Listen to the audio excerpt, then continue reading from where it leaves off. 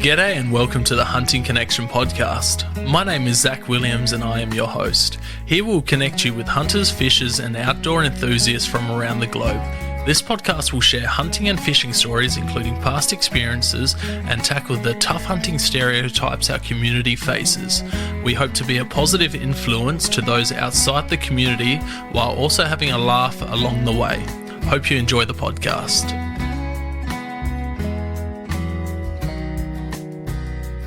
G'day and welcome to another episode of Hunting Connection podcast. Tonight I've got a really special guest on tonight, someone that I've been wanting on since day dot when I started the podcast. I've had his name in my notes of potential guests since then, but first Send It Mate podcast got onto him first, so I thought I'd give some downtime before I got him on, and then Matt got him on.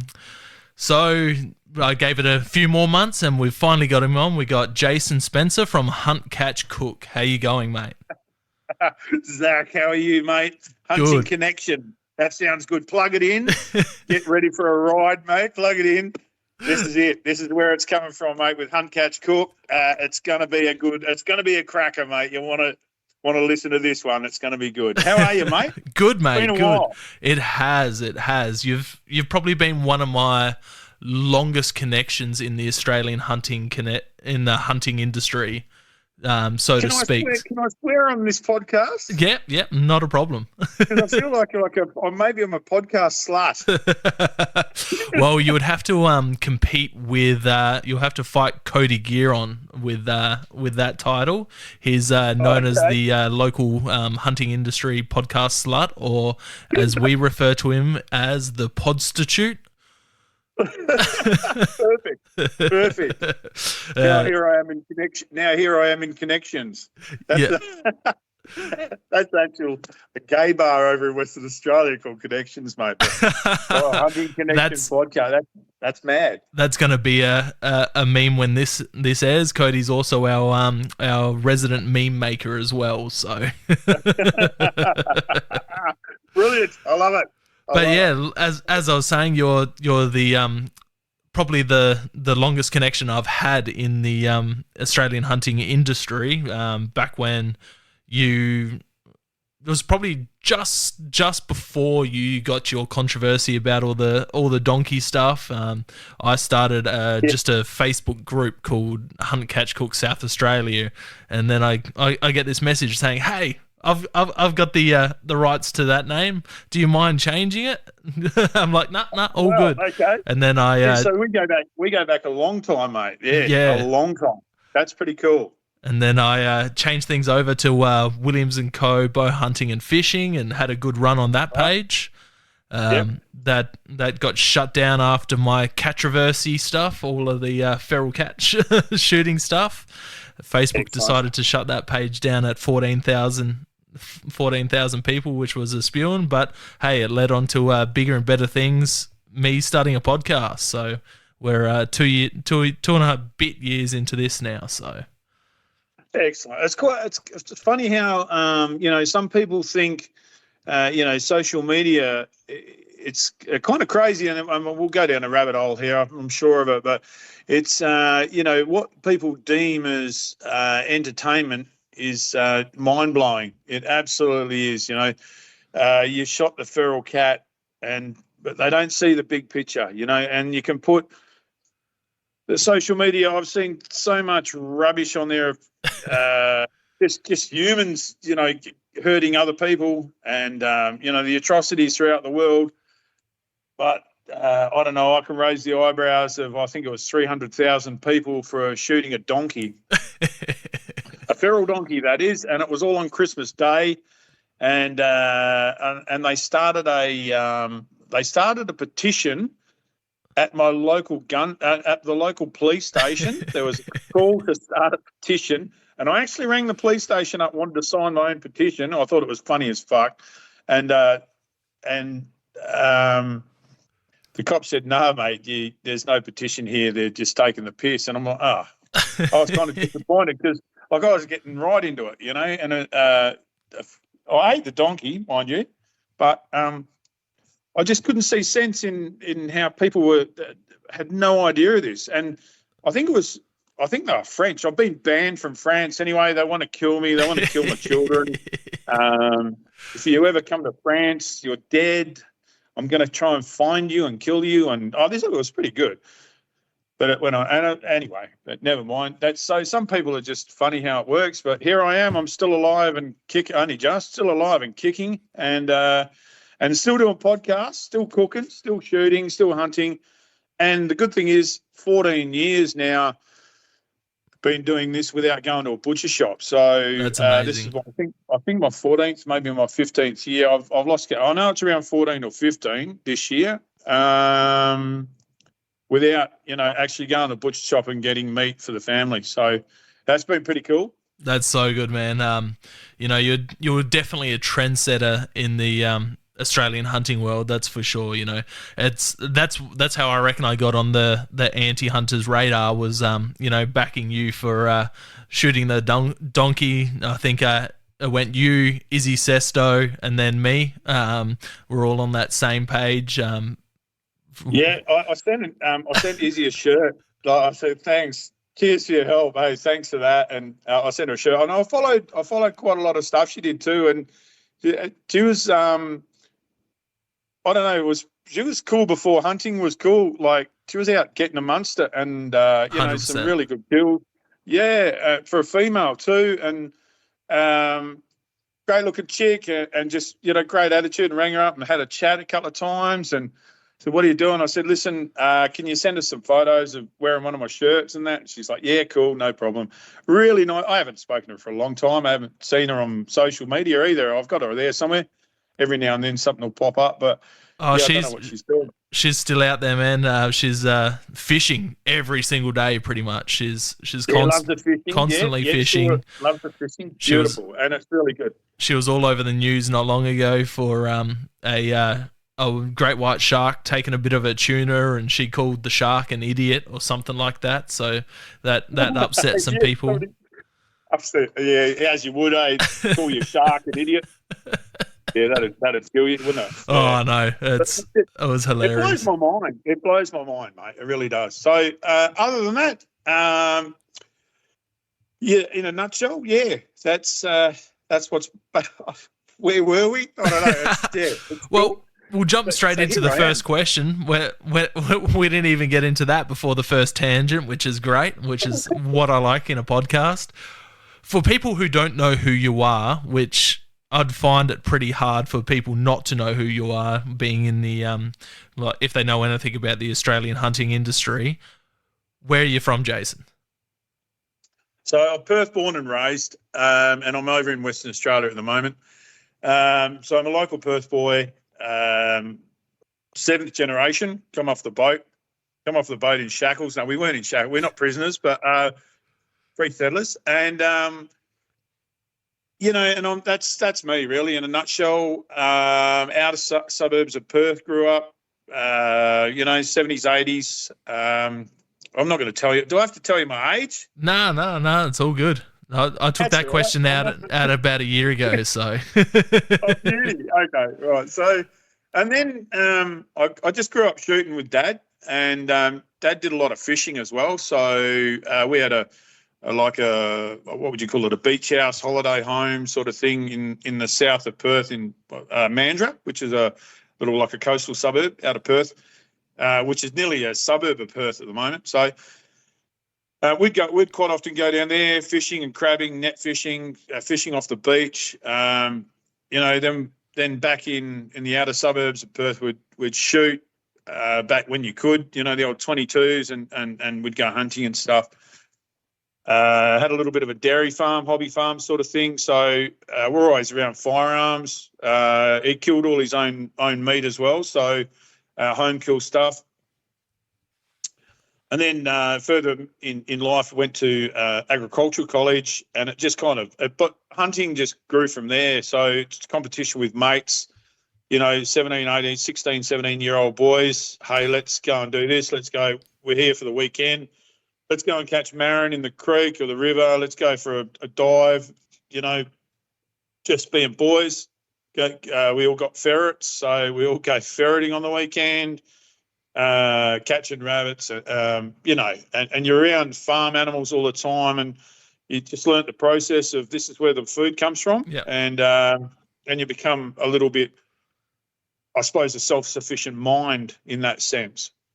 Mum was always a good cook, so she wasn't culinary trained, but she knew how to cook, and she could cook for a crowd, and she could turn, the old saying, she could turn shit into sugar, mate, and she really did. Some of the meals were just amazing, turned in from nothing, turned into, and back in those days, people would turn up without the old, there's no social media devices like texting people saying, oh, what are you doing now? We're on our way. People just knocked on your door and, hey, we thought we'd come around for a beer, or we're in the neighbourhood, we're driving past on a Sunday, and Mum would cook for everyone. You'd find the backyard would be full of people on a Sunday afternoon all having beers and drinks, and that's how it was. And so that cooking kind of developed. You see your mum being able to cook for people, and also what you bring home, and farm, the food off the farm sort of thing she could cook. And you develop that sense of nothing's to waste sort of thing. So that's where my concept come from, is really just growing up and being able to say, okay, well, let's do it. This is what you did. This is how it is. So that was just a way of life. That was just a lifestyle for us. And that's where the whole hunt, catch, cook sort of thing in the back of my mind started. Then went to America when I was older, and I had a hunting trip over in America, and their concept of game meat is just blows your mind, because everyone's wearing camo. Everyone, like, that's just the standard of dress is camo. Yeah, and you look out of place. If you go to the shop and you haven't got some sort of camo on, or you're not driving a big pickup truck, mate, with guns sitting, in the back window, you looked out of place, where it was anyway, in Michigan. And it was great. And their concept of game meat was, a source of, back then, it was a source of protein on the table. So it was good. And that's kind of where it developed. And from then on, it's just been a roller coaster of me collecting food and showing people how to do it. There's so many people have no idea. And it kind of, even this year, came to fruition that I was on a deer hunting course, or with the Deer Association over in Western Australia, and somebody had shot a deer. And once they'd shot it, they were out on a project, shot the deer. They rang other people up trying to find out what to do with the deer. Like, what do we do? How do we fix it? How do we get it back to the table? How do we make it look good? And that kind of instilled me, to know that I've been doing the right thing. People still don't know what to do with their food. No. And shooting, it's kind of the easy part. Shooting is the easy part. It is. And just being able to prepare it and bring it home and feed your family, and that's a little bit hard. That's the part that people don't know. And it's great to actually show people that whole concept and how you can do it, And I went down just the beginning of this year, actually went on a deer hunt with some blokes, and we took as a gamble. They said, come on, we're going to get deer anyway. Let's take a fridge with us, one of those portable trailers, and we'll because it was pretty hot, we'll hang the deer in the portable trailer. Anyway, we filled it up. They didn't have a clue what to do with it, but we filled it up. They filled it up, and I cut all the deer up for them, and everyone went home with me. And Beautiful. As I was pretty much giving them a lesson on cutting it up, and the cuts of meat, and showing them what they could do with it, and how to cook it, and even the back straps, we cut them up, and I cooked them in camp that night, wrapped up in a bit of bacon and stuff. And they're like, oh, it was probably the best lesson they've had. They said, you couldn't pay for a course like that, just to have somebody with the experience on site to show us exactly how to get that game meat back to the family, and the process of doing it. It was great. It was good fun, and I enjoy that. That's where showing people how to do that is what it's about for me. Actually showing people how to take it and put it on the table, and it's really good. I enjoy that.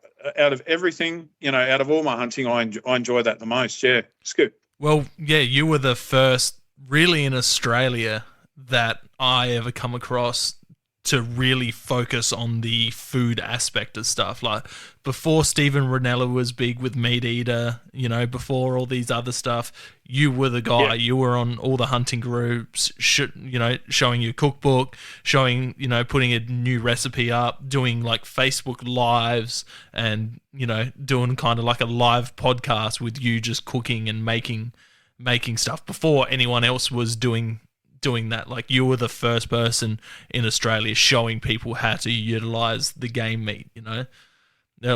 For me, it seemed that it was like that's my main reason to get into hunting was the food aspect side of it. Like I love hunting, I love being out there, I love the food, Yeah. but you were the first person out there. People were showing quote unquote trophy shots and stuff like that, and they might dump the meat afterwards or whatever, or they ate the meat, but they just, didn't post any photos up of what they actually made with it. You were there posting, all this beautiful presented meals and, all these small goods and, sausage rolls and frickin' everything, I tried to, Aid. I tried. I'll sit here just in my office. There's cookbooks everywhere, and the girlfriend says, "Oh, put on TV. Do you want to watch your porn?" And it's cooking shows, mate. She'll just put cooking shows on. It's just on stream all the time in my house. There's a cooking show going on the TV, and that's what it's like. I just. For me, I suppose, and like for everyone, food's a culture, and you don't understand this. It's something you do 3 times a day. People are like, that this is part of your heritage is food. In some way, in the next couple of hours, you'll be eating. You know what I mean? Like you just come back to it all the time. We have to. We got to survive. We got food, but then to connect your passion with the food, and then be able to connect your family with your passion through food, or friends through food to your passion, is extremely important for me anyway. And then having cooked it and, having seen mum, as when I was growing up, having seen mum just present nice meals on the table, and you think, well, how did you do that? That looked shit when I first saw it. And now look at it, it kind of looks edible. It's about taking your time and presenting it in presentation, because 99%, as you may well know, that 99% of your eating is done with your eyes in the first 10 minutes. So if it looks really nice, you're like, yeah, I'd love to smash that. That's going to be awesome. And it usually is. It's nice and tasty. If it looks good, it's pretty much good. But it's that connection for me, right down deep inside it. That's what it's about. It's my connection to food and connection to my passion through food. And it's a culture, and I love it. I cannot get enough of it. I can't show people enough of this shit, and it's always been like that. It's always, Zach. It's always been. Oh yeah, so you hunt. I could be the hunter like just everyone else. I could be the mainstream. Oh yeah, I'm just like you. Or yeah, sure, you shot something bigger than me. What did you do with it? And that sets me aside from other people. Like, okay, you might have got it. You might have done this. Yeah, okay, I got one too. But what did you do with yours? Because look what I did with mine, And it's cool. And I get comments all the time like, oh, mate, I saw you. Hey, and people don't even ask me how you are. They just see what I cooked. They went, oh, I've seen you been eating crabs this week, mate. Yeah. Oh, man, where's mine? Or what have I done here? And oh, that looked bloody beautiful. Or even when I go to work, people say, oh, that was beautiful. And I end up taking people to work. I think everyone where I work has eaten the sausages that I make. That's amazing. I know that. Speaking of what do you do? What do you do for work? And then also, how did hunt? Like you said, the basis of Hunt Catch Cook was because of your mum and her showing the food and that. How did Hunt Catch Cook come around as well? Yeah. So I'm a Boilermaker welder. Run my own business at the moment. So I'm in the scrap steel industry. Just did a maintenance repairs at the moment. Have been in the mining industry for a while, for a long time. But I'm back in suburbia. I was doing FIFO for a while and hunting on my days off when I first started. Hence the reason I had enough time to write 2 books, because I was sitting in a little room in the middle of a desert on days off writing cookbooks. It's amazing. And then when I'd come home on my breaks, I'd go and try and get that meat. And if it wasn't getting the meat, hunting the meat, I did. I went and got it, and then I'd started cooking it. I'd take photos, take it all back to site with me, and sit there in my room again, because you get stuck in the vicious triangle of just going to the boozer and then back in sleep and then back to work and then back to the boozer. And I was trying to get out of that mindset of just drinking a lot on mine sites, because it's a cultural thing up there. They do that, and it's hot bloody weather. So I'd spend a lot of time back in my room in front of a computer on Facebook or whatever, just writing books and writing my notes. And I have tons and tons of books, and that's what I did. Yeah, so Boilermaker, trained Boilermaker welder, and how did I get into hunt, catch, cook, or how did it develop?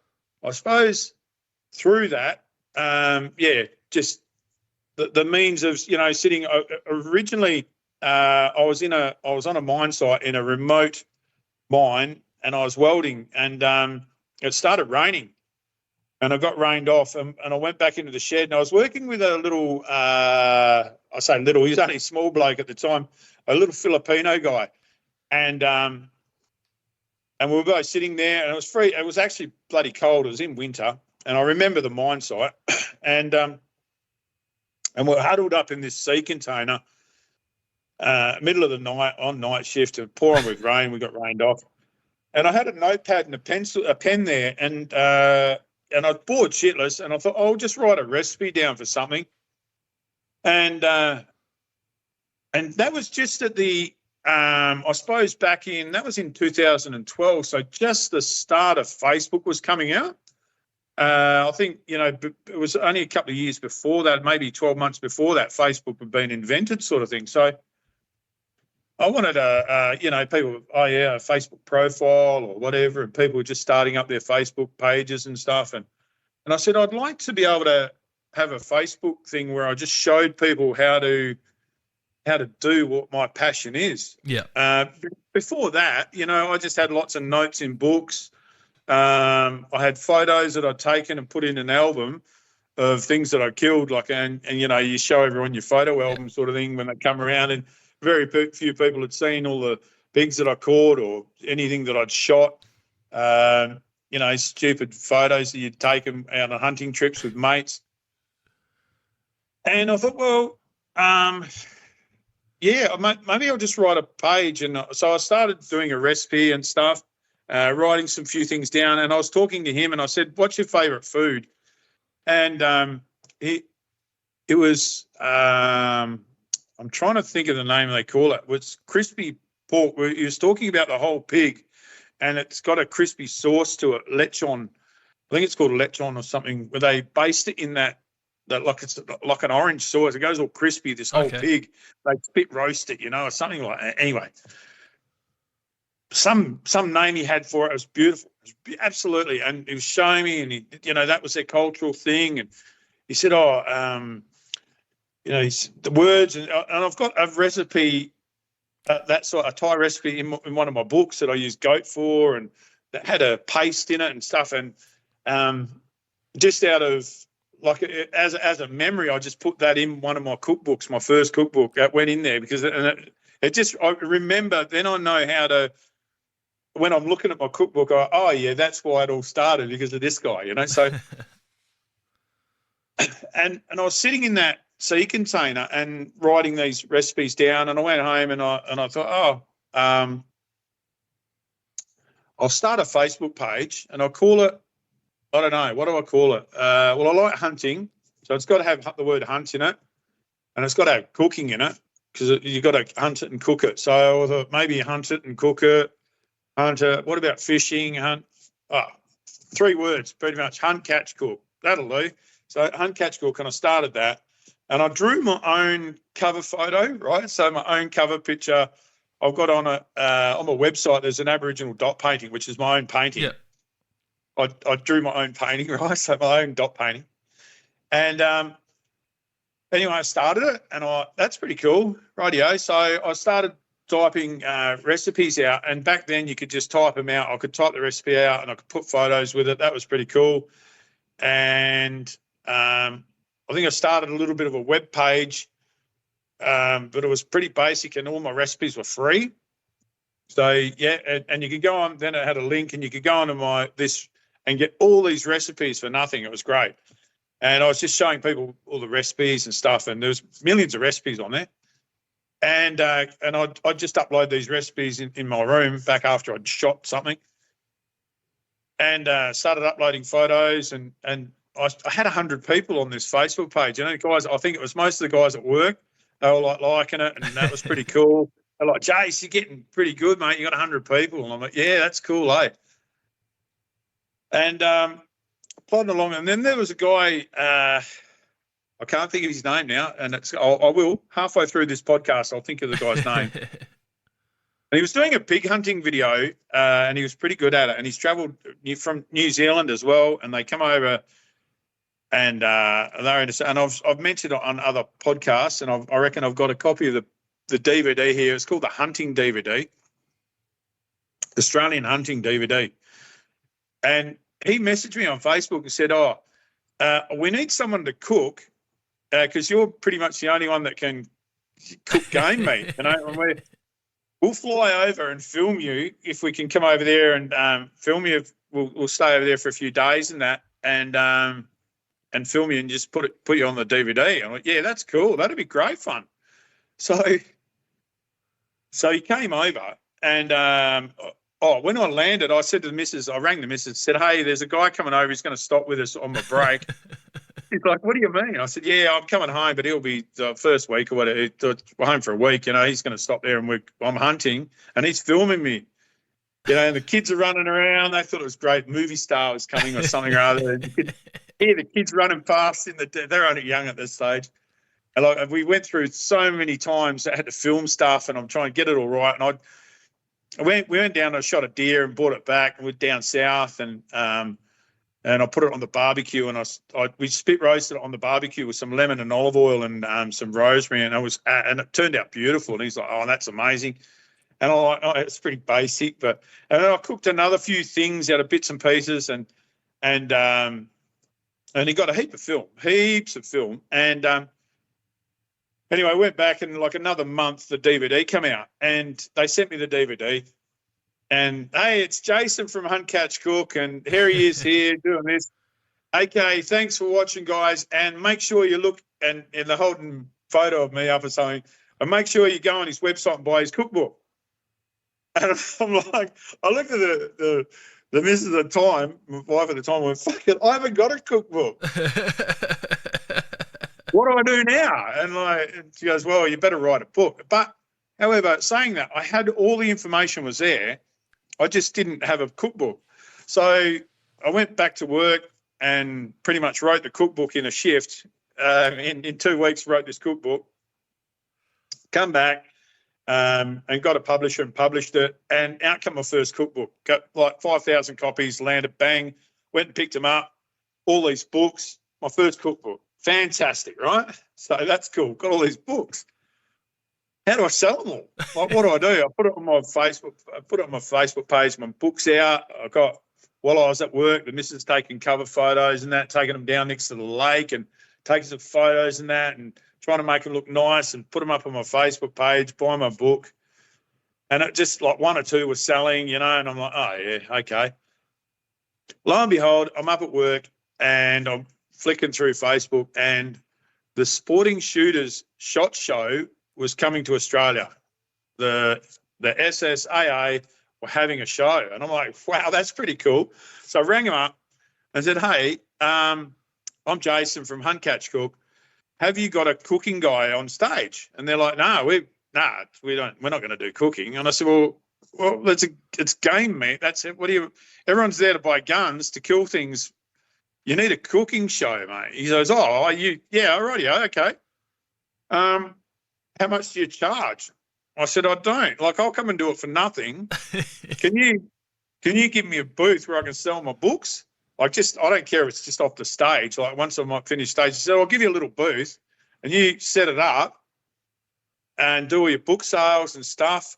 And I was selling stickers and stuff at the start, trying to pay for the books, right? I was just making up little stupid stickers and selling them and stuff. I had a bunch of them. You sent out a whole heap. Yeah, right. Okay, so you know what I was talking about. So got all these little stickers, and then I made my own shirts because I was going to a show, so I needed some shirts to wear. We all needed to look the same. We couldn't just turn up in some shit. So then I started selling shirts and stickers, and I had all these books. I got on there, never been on stage before, never done this sort of thing before, jumped on stage, packed the place, mate. It was just packed. The Perth show, home crowd, I loved it. I just got up there and I was doing the thing, cooking, the cameras are on me. And I had a mate who was, he was a chef as well, and he was just saying, look, okay, this is what you got to do. And you got to kind of make it look professional. You got to do this. And I'm like, okay, cool. So he'd set it up for me, kind of, gave me a bit of in the direction of where to go. And I did have a bit of an idea on how to cook. I'd cooked all this shit for books and stuff. So he's like, yeah, just, and make it look good. You just do this and then do that. And yep, rightio. Everyone loved it. It was great. Everyone thought it was fantastic. And I sold out of books. Like the whole show, it's just sold out, completely sold out, 5,000 books. Amazing. And I'm like, that's it. I was like, I'm stoked. That was on like over the weekend. I was absolutely stoked. So I reprinted them again. And I got a phone call the mid-year. We're doing another SHOT show in Melbourne. We're going to fly you over, and we need to fly all your cooking gear over as well, and bring your books with you. So we'll give you a booth over there too, Melbourne. I'm like, oh, okay. So I packed up. I had over a ton of gear, and I flew my brother over as assistant. He was just helping me set up, and I went on stage in Melbourne again, and pulled a good crowd. Sold out again, and it just kept going and kept going and kept going. And I thought, I've got to write another. Everyone's like, write another book, mate, write another book. And then the kids turned up and said, you wrote this book. We didn't even get a mention in the book, Dad. And like, we're your biggest fans, and we did not get a fucking mention. I think you put your dad on the front cover. You didn't even put us on there, and they were bitching and whinging about it. And I was like, oh, far out. So I took photos of them, put them on the front cover, and designed the whole book around kids, getting kids to eat game meat, and just the little things you can do for kids and kid favourites, and because some of my kids and younger people would love the meals that I'd cook. So that went really well as well.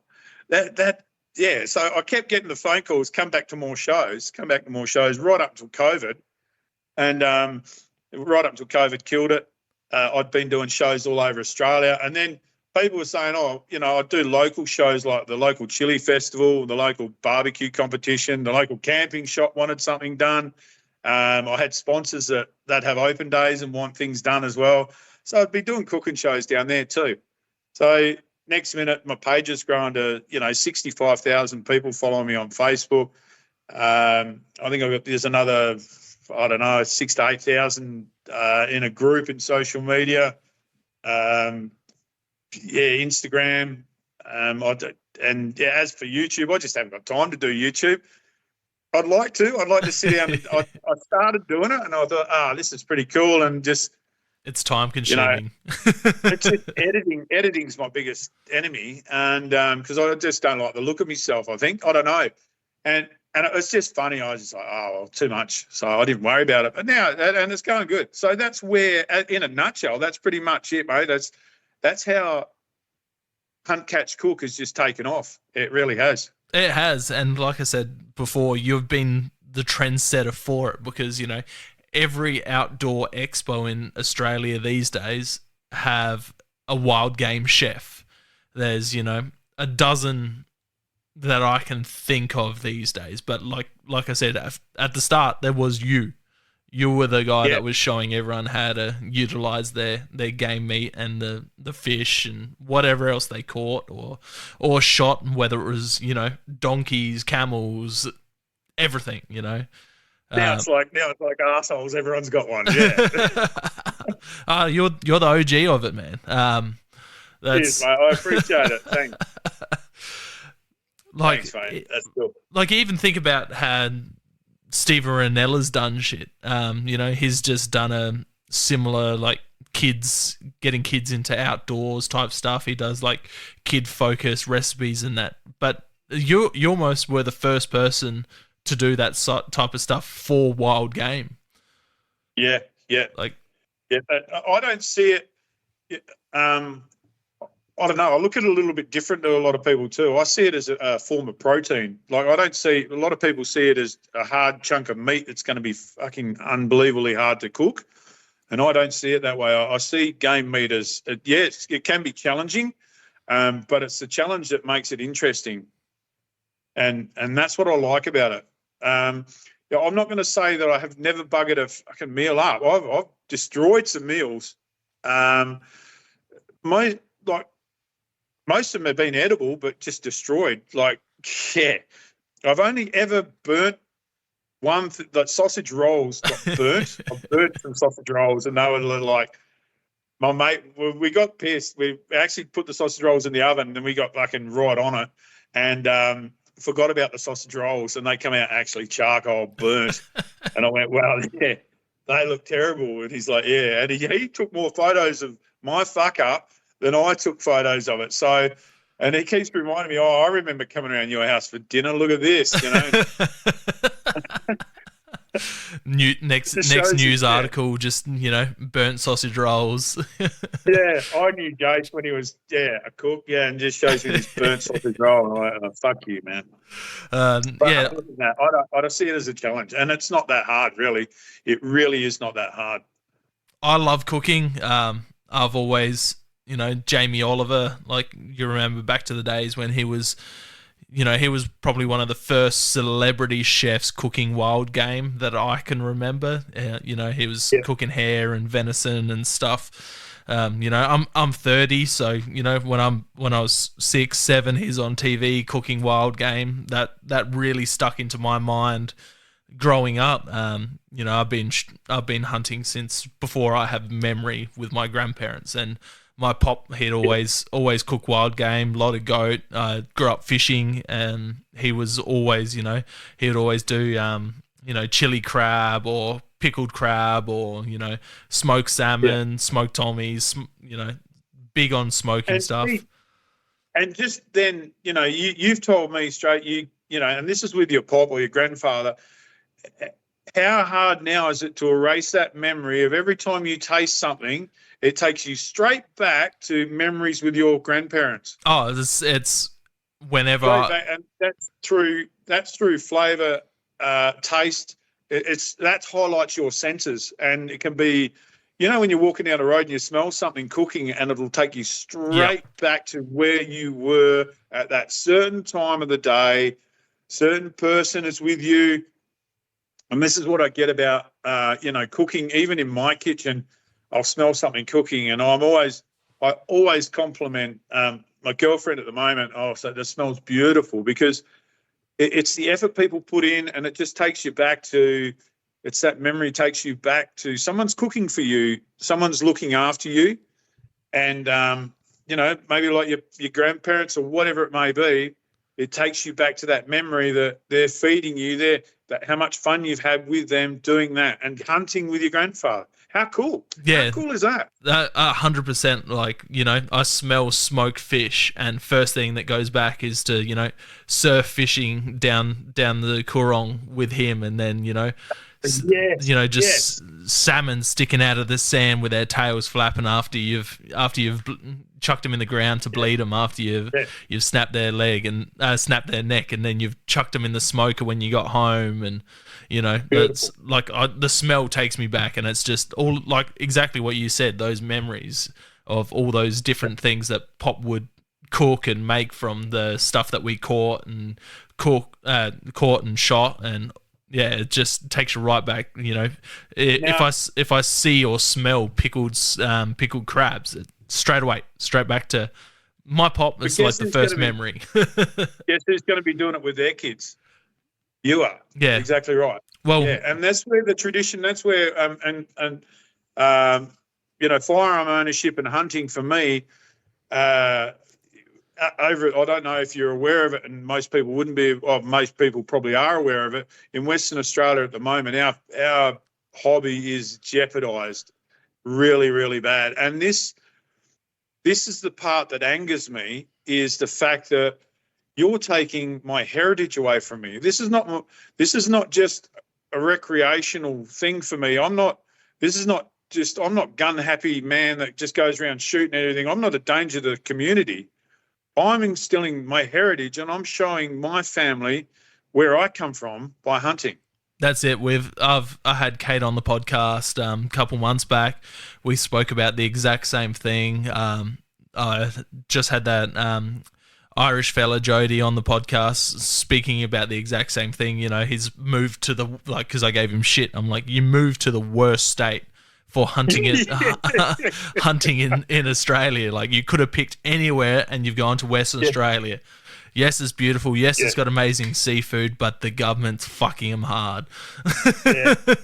He could have just lived in New South Wales and come over here hunting. Would have been better. Yeah, exactly. Yeah, and then, like that. Victoria, and then just come here for holiday and kill all our animals and go home again. That's it. And, Victoria's facing the same thing with the duck, like potential duck bans. Yes, they got their season for this year, but it's a win for the moment, but it's going to go straight back to the same thing after duck season's finished. South Australia's duck season is very similar. South Australia, we're also facing a potential bow hunting ban. That's right. I know that. Yeah, archery and bow hunting. Not only have they're having a crack at guns, they're going for bow as well. And it's even fishing. Fall driving, locking gates, locking you out. People don't understand what's happening behind the scenes. As I've said many times before, quoting another podcaster, Clay Newcomb, is just guard the gate. All of this stuff falls behind it. We got to band together. Whether you're a bow hunter, a shooter, a ferreter, a fisherman, a full driver, a motorbike rider, a mountain biker, whatever you do outdoors, we got to band together and have each other's backs. Yep, that's right. We're living in a crazy world at the moment, and crazy world. We are. Do they do helicopter culling of ferals in WA like they are doing in SA and Vic and New South? No. To cull out of a helicopter in Western Australia, you need there is a certain permit you have to get. Because I looked into it, I was going to try and cull some camels out of a chopper, and I had access to cull camels out of a helicopter. And to shoot a firearm out of a helicopter in Western Australia there's a license through CASA you have to do, and it's very hard to do it. Yep. You're pretty much near impossible to get that license, to get that box ticked. That's fine. Like, recreational hunter doing it, someone that will try and utilize as much of that meat as possible. It's not like the government programs where, in South Australia, they're dropping, 1,000 a year and just leaving them all rot. Like, it's heartbreaking. It's crazy, hey? It's crazy. Yeah. Someone with a passion for food like yourself, like, it's just seeing all that, all that food wasted, all that potential. Yeah. Yeah. We went up beginning of the year, could have even been early last year, went up for a camel hunt. And I think there was 17 camels we got on the ground and brought home, it was a couple of 100 kilo of meat. That's ridiculous. And it was great. Yeah, it was great and absolutely fantastic. And to do that, there's a lot of work involved. However, it's feeding a lot of people, and it was good, and it's great meat. And I've been cooking it ever since. It's amazing meat. I had a mate just return from a camel hunting trip, and he brought a Cryovac bag of some steaks through and cooked it up. Yeah. Wife wouldn't have it, but me and the youngest, he was 3.5 at the time, probably a little bit younger. Him and I sat down and devoured these camel steaks, like just the most beautiful Yeah. steaks we've ever had. He's gone to childcare the next day, and he's telling everyone that he was eating camel, and the educators were like, "Yeah, mate, sure you have." And then Yeah. that day, I'd bought some crocodile burgers from a local shop that had some crocodile burgers for sale. And he's like, "Dad, we had camel for dinner last night." I'm like, "Yeah, mate, we did." And the educator looked at me. I'm like, "Guess what, mate? We got crocodile burgers for dinner tonight." And she's like, looked at me and then looked at him. He's cheering. And she's like, "You've got way more of a completely different experience in food than I have." That's right. Exactly. And he's 3. But with the camel thing, there was quite a couple of, I suppose, younger hunters up there, novice hunters, and it was good to be able to get them out and show them, the cuts of meat you can take, and just even utilising that meat as well. I brought home ribs, shanks, and all sorts of bits and pieces that normally wouldn't have been brought home, and it was great. It was really, really good. It was a good experience for them, but even better experience for me, just cutting one up, showing people how to do it, what to do. So you've got that massive reservoir of fat on a camel. Have you tried rendering that down to use for cooking?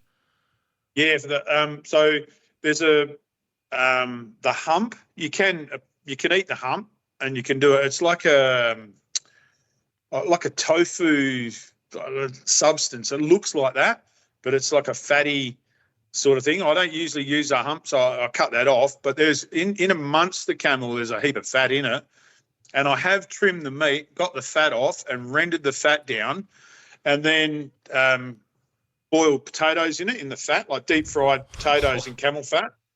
So it's just like a lard, and it come down, made my own oil out of it, and then just deep fried the potatoes in the oil. Really good, perfect way to do it. It was good fun. So really, you could take that hump off and render down that whole fat reservoir, almost. You reckon, similar to how they do with bear? So there's a lot of fat. There's a lot of marbling throughout the camel. You could chop the fat out of that, but the hump is there's a better way to do the hump, and that's to actually cut it into chunks. I think you put it in salt first and get the water out of it into like a layer of salt, and just leave it in salt for 48 hours and get the water out of that meat. Then slice it up, wash it, slice it up, and then roast it. And you slow roast that hump, and it's like it's hard to explain. I watched a video about it the other day. I've never done the hump myself. I've skinned it, but I've never actually taken the hump off, because I know it's full of that. It looks like a milky sort of substance. It's not. It's just a reservoir of liquid for them, and it's I don't know, probably a bloody fuel tank or something. That's what it's like. Yeah, exactly. If I get a chance to go and shoot a camel, I'll bring the hump home. I will actually have a crack at trying to eat the hump. That sounds really good. Like, my mouth's watering with you talking about that. I'd be keen to try that. It just had me thinking, like, because I listen to a lot of American podcasts, and they're big on, you've got the black bear up there on the mountain behind you. Listeners won't be able to see that, but just them talking about rendering down bear fat to use for cooking. They use it from everything from cooking meat to putting in pastries and all of that type of stuff. Like, it just been in my mind, a camel's a massive reservoir of fat. Like, it would be a good source to render it down and, reuse it to, tallow massive for cooking these days. I use a fair amount of lard instead of vegetable oils with my cooking these days. Just because vegetable oils. That's what I used it. Yeah, that's what I used it for. I've done it with pork. I've cooked, just got the pork and used and kept rendering, try to get the oil out of the pork, and ended up with a pot full of oil and doing little bits of pork crackle in it. Got the skin off the pig. Yeah, it was great. Like little crispy bits of pig. The camel neck, I've brought the neck home and put a spit bar through the middle of the neck and cooked the neck up, the whole neck. slow roasted the neck in the backyard, pouring marinades over the top of it. Just slicing it like a kebab shop, just slicing the Well, meat off. It's all full of bone. So, yeah, it was kind of like get as much of the meat off as you can, and then you're just chewing on bones for the rest of the day. It was great. But it's really bony. I've sliced it into chops and done like an ossobuco with camel neck because it was very bony. I get challenges like that. I'll see an animal and think, oh, I'd love to do that. Like, for instance, when I went up to the territory and shooting buffalo, I had an idea. I wanted to get the shank off the buffalo and do Thor's hammer with it. Yeah. And it sat in my freezer for probably 12 months. And I pulled it out at Christmas time and did buffalo Thor's hammer, and it turned out amazing. Put it into a cast iron pot in the smoker, and slow cooked it in my smoker, and it was absolutely unreal. Yeah, and heaps of like a barbecue sauce and juices all around this Thor's hammer, and it was just pull it apart and pull the bone out. And when I pulled the bone out, it was all full of the marrow. So I've punched the marrow out, and I've put the marrow in the freezer. So I want to make marrow bone butter, and I'll put that over a steak or something. Next camel steak I'll do will have buffalo marrow bone butter on it. So, yeah, or maybe some garlic bread with buffalo marrow bone butter. I definitely picked the wrong guess to have after I've already eaten and started, because I fast for 17 hours a day. So from dinner time to lunchtime the next day, I fast. I'm going to be struggling to not break that fast over the next 17 hours. Yeah. Silly you, mate. Yeah, oh, man. And I can picture what you're talking about when you're talking about it. So, like, my mouth is just salivating right now. Fasting's just another way of saving ammo, mate. That's all that is, hey? That's it. So, normally I jump down top 5 items for a beginner getting into hunting and shooting. But what I reckon the direction I'll take this time, what would be your top 5 items for a beginner who's getting into processing their own game?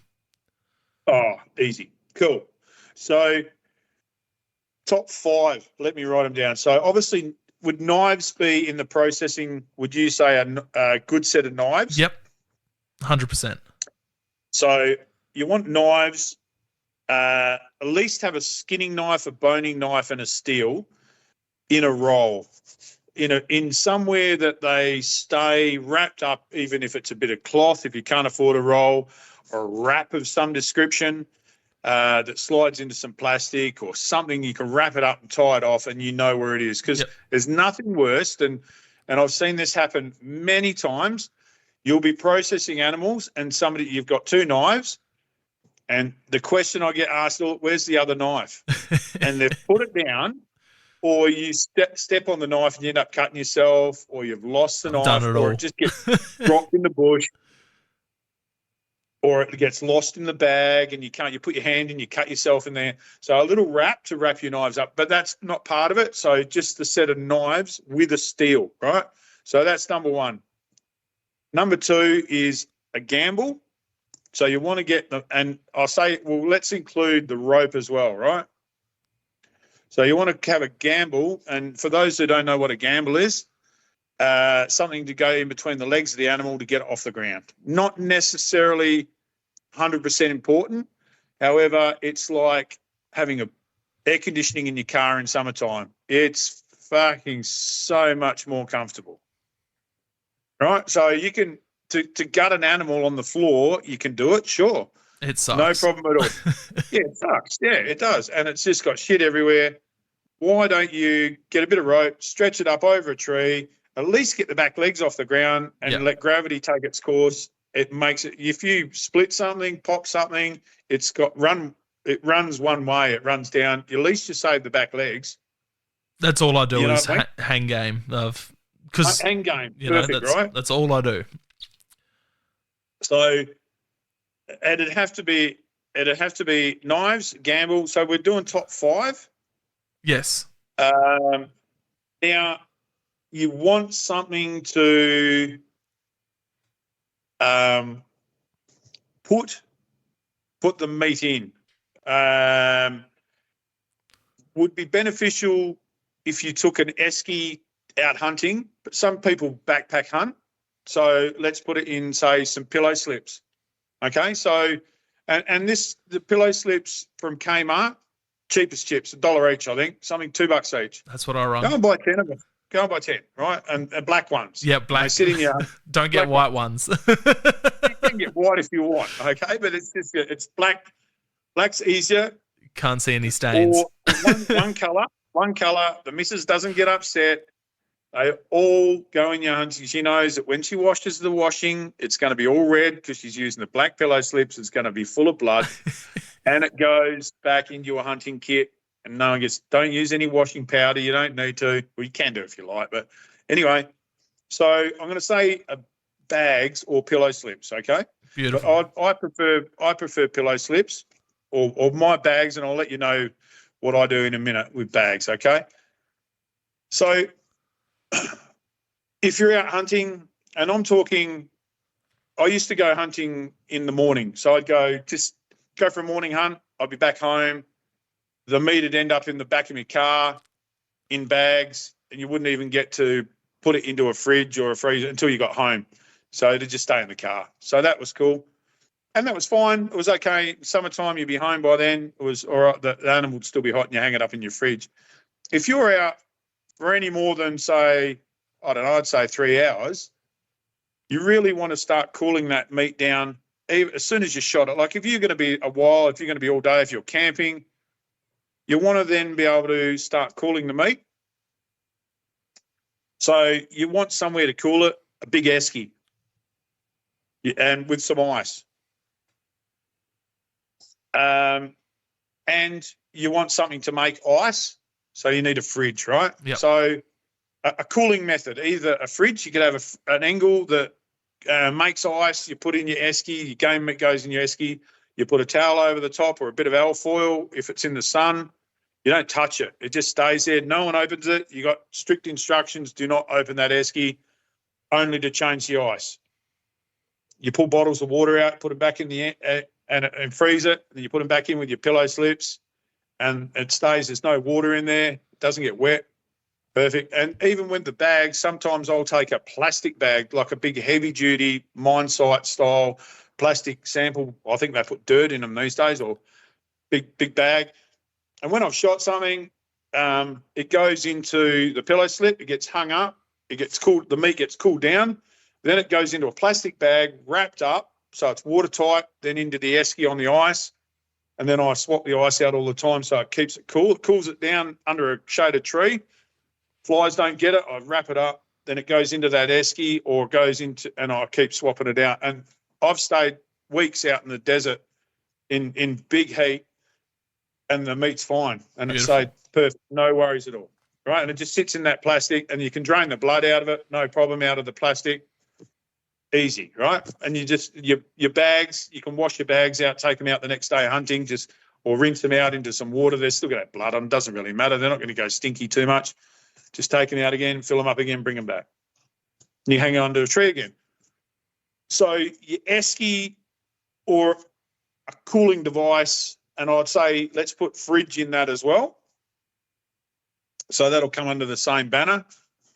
Number 5, not necessarily 100%, but it makes this is my game changer for this year, a saw.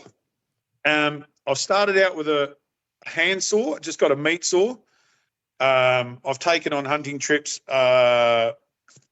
I think it was a 27 teeth per inch wood saw to cut horns off and cut skull. But I've now come across a Milwaukee recip saw, battery operated. Oh man, they are cool. Everything just gets cut up with that now. I'm just like, yeah, right. That's got you want a leg, boom. Like I've cut, went on a hunting thing, and they were just showing a bit of field dressing. They had a heap of sheep there, and they killed the sheep, showing some field dressing. I got the recip saw out and cut them all into pieces, and everyone's like, oh man, that's fucking cool. I just out the back of the car, the recip saw just chopped everything up, mate. There was bits and pieces. It chopped all the heads in half. I got all the brains out. It was great. Beautiful. This thing's This thing's a game changer. And I thought, rightio, that's something that I have got to. I've got to like carry that now forever. That's my go-to, the saw. But I started out with a handsaw, so you don't have to. It doesn't have to be overly expensive. But a handsaw makes things easier. You know, if you've got to break bones, take necks off, that sort of thing. Sure, you can do it with a knife, but it's like air conditioning in your car again. It makes it so much fucking easier to be able to say, rightio, I just want to chop that in half. And it makes it's better, heaps better. So 5 things. I'll start from the top again. If anyone can't press replay, a knife, a gamble, bags, an esky, a fridge, and a saw, mate. That's it. Top 5. That's a great list. And the best thing about that list, I reckon, is where can you grab a few of those things? On your website. Okay, you can. I do. I cover a couple of them, right? So the knives and the gamble, yeah, for sure. Not the esky and the saw, definitely not the hardware shop. But yeah, you can cover it on me. You can get them on my website for sure, mate. But I suppose it's not written in stone. Then people would say, okay, yeah, there's other stuff that I like to take along and I like to do, but that for me, that's my top 5. And if I'm getting into hunting, definitely the knives. No, it's a bloody good list, that's for sure. You know, you learn a lot from trial and error why you're out. You know, I'm like you were. A lot of my hunting trips are just going out for the morning, come home by 12 o'clock, or you know, head out at 4 p.m. and you know, back home at 7 p.m. You know, just after the sun goes down. So dealing with meat in those situations is pretty easy because you can chuck them in the game bag, pillowcase, whatever you've got. Have some frozen bottles in the bottom of an esky and just throw them straight in there to cool them down. You know, we're fortunate. You know, towards the end of the rut, you know, it's getting cold here for deer, so you can chuck the deer up, skin it, leave it hanging in a shady spot in a tree for a little bit, let it form that crust. It starts cooling down, chuck it in the esky so you don't get any sweat, you know, after it's cooled down. And then, yeah, that's pretty easy. But when you're away for, like you said, a week or two, having that option of being able to freeze bottles and then chuck them in the bottom of an esky, you know, some people go ice, but, you know, you look at the difference between meat that's been cooled down on a frozen bottle of ice compared to being in an esky and you've got like a slurry of ice water in the bottom and it's going all red because of the myoglobin from the meat. You know, you definitely get a better outcome when it comes to doing it that way. That's for sure.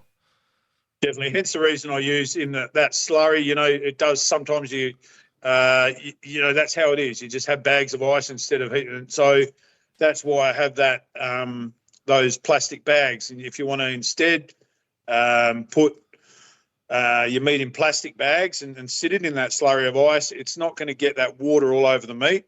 You're not going to have that red ice all through and yeah, your meat ends up washing itself and turning kind of white and pale. Yeah. Been there, done that. And yeah, you said you use some type of mining bag. You know, that's not available to everyone, nor is this, but it's something I've used in the past for the same type of thing. Also, like just to line your bag when you're chucking meat in it. But if you know a vets get like a corpse bag for dogs and that, and they're a really, really good size to store meat in. If you know a vet, get some of those corpse bags. They work so good, and they're thick. Somebody else said that too. They were storing their deer in a body bag. Like I had a friend had a body bag, and they travel everywhere with this body bag and put all their meat in it. I thought, well, what a good idea. Yeah, that's pretty cool, really. The vet ones, they're just like a tough plastic garbage bag, but like really, really tough. They work so well. So yeah, if you know any vets, try and get some of them. They work great. Yeah, dude, that's great. Yeah. There's a dozen rabbits in a body bag. Yeah, that's cool. Just really could be an awkward story when you get pulled over coming home from a hunting trip. But perfect. What have you forgotten on a hunting trip? What's something you've gone out for a week or so, and you've gone, oh fuck, I've left that at home. Um, Actually, the last hunting trip. This is the only time that I've actually forgotten something on a hunting trip, and the only time. And I was out hunting deer. I was in a club, and I was out hunting deer, and I had the 300 Win Mag, and he had a 6.5. It was a Creedmoor or something, and I'm like, oh, yeah, all right. And he was driving his car, and I was in passenger side, so I had really the opportunity to shoot because he was driving. Anyway, I come over a hill in the ute and along a fence line, and there's a deer sitting right in the paddock, this red deer. And like he goes, there it is, shoot it. And I'm like, yeah. And I'm like, right, where's my ammo? I've left the ammo back at camp, and we're fucking miles away. The only time I've ever done that, I'm like, fuck. The only time. I said, mate, you're going to have to shoot it. I've left the ammo back in camp. So you shoot it. And he shot it. So, which we end up getting the deer. That's fine. I gut it and skin it and, dressed it out and everything for him. We took it back. But it was just kind of disappointing in the fact that, I don't know, but maybe I had too much going on. I don't know. I'm not going to make excuses. It was just, the only time that I've ever forgotten anything on a hunting trip. And it was probably that was a beautiful deer too. It was absolutely beautiful. I would have hurt even more knowing it was taken with a 6.5 Creedmoor.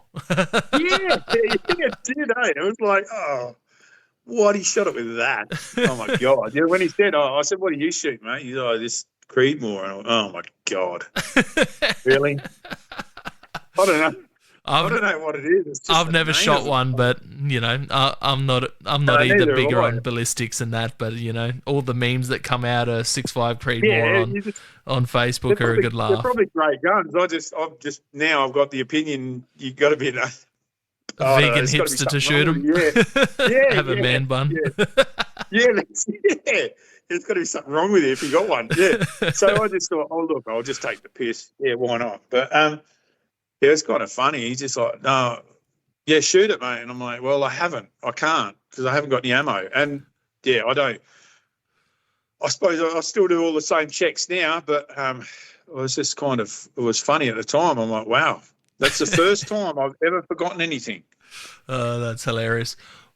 Moving on, what would be the most important item? Like, apart from your rifle or bow or whatever you're using to hunt with, what would be the most important item you take out with you on a hunt? Everyone will say, oh, bullshit, it's your camera, Jace. You should must be your camera. But I don't know, really, when it comes to that. I do like to record all my hunts. Like I do like to have my phone with me and be able to just take some photos. I like that and I enjoy it. For me now, it's part of it. It's part of just showing people what I do. So I'd have to say my phone or my camera.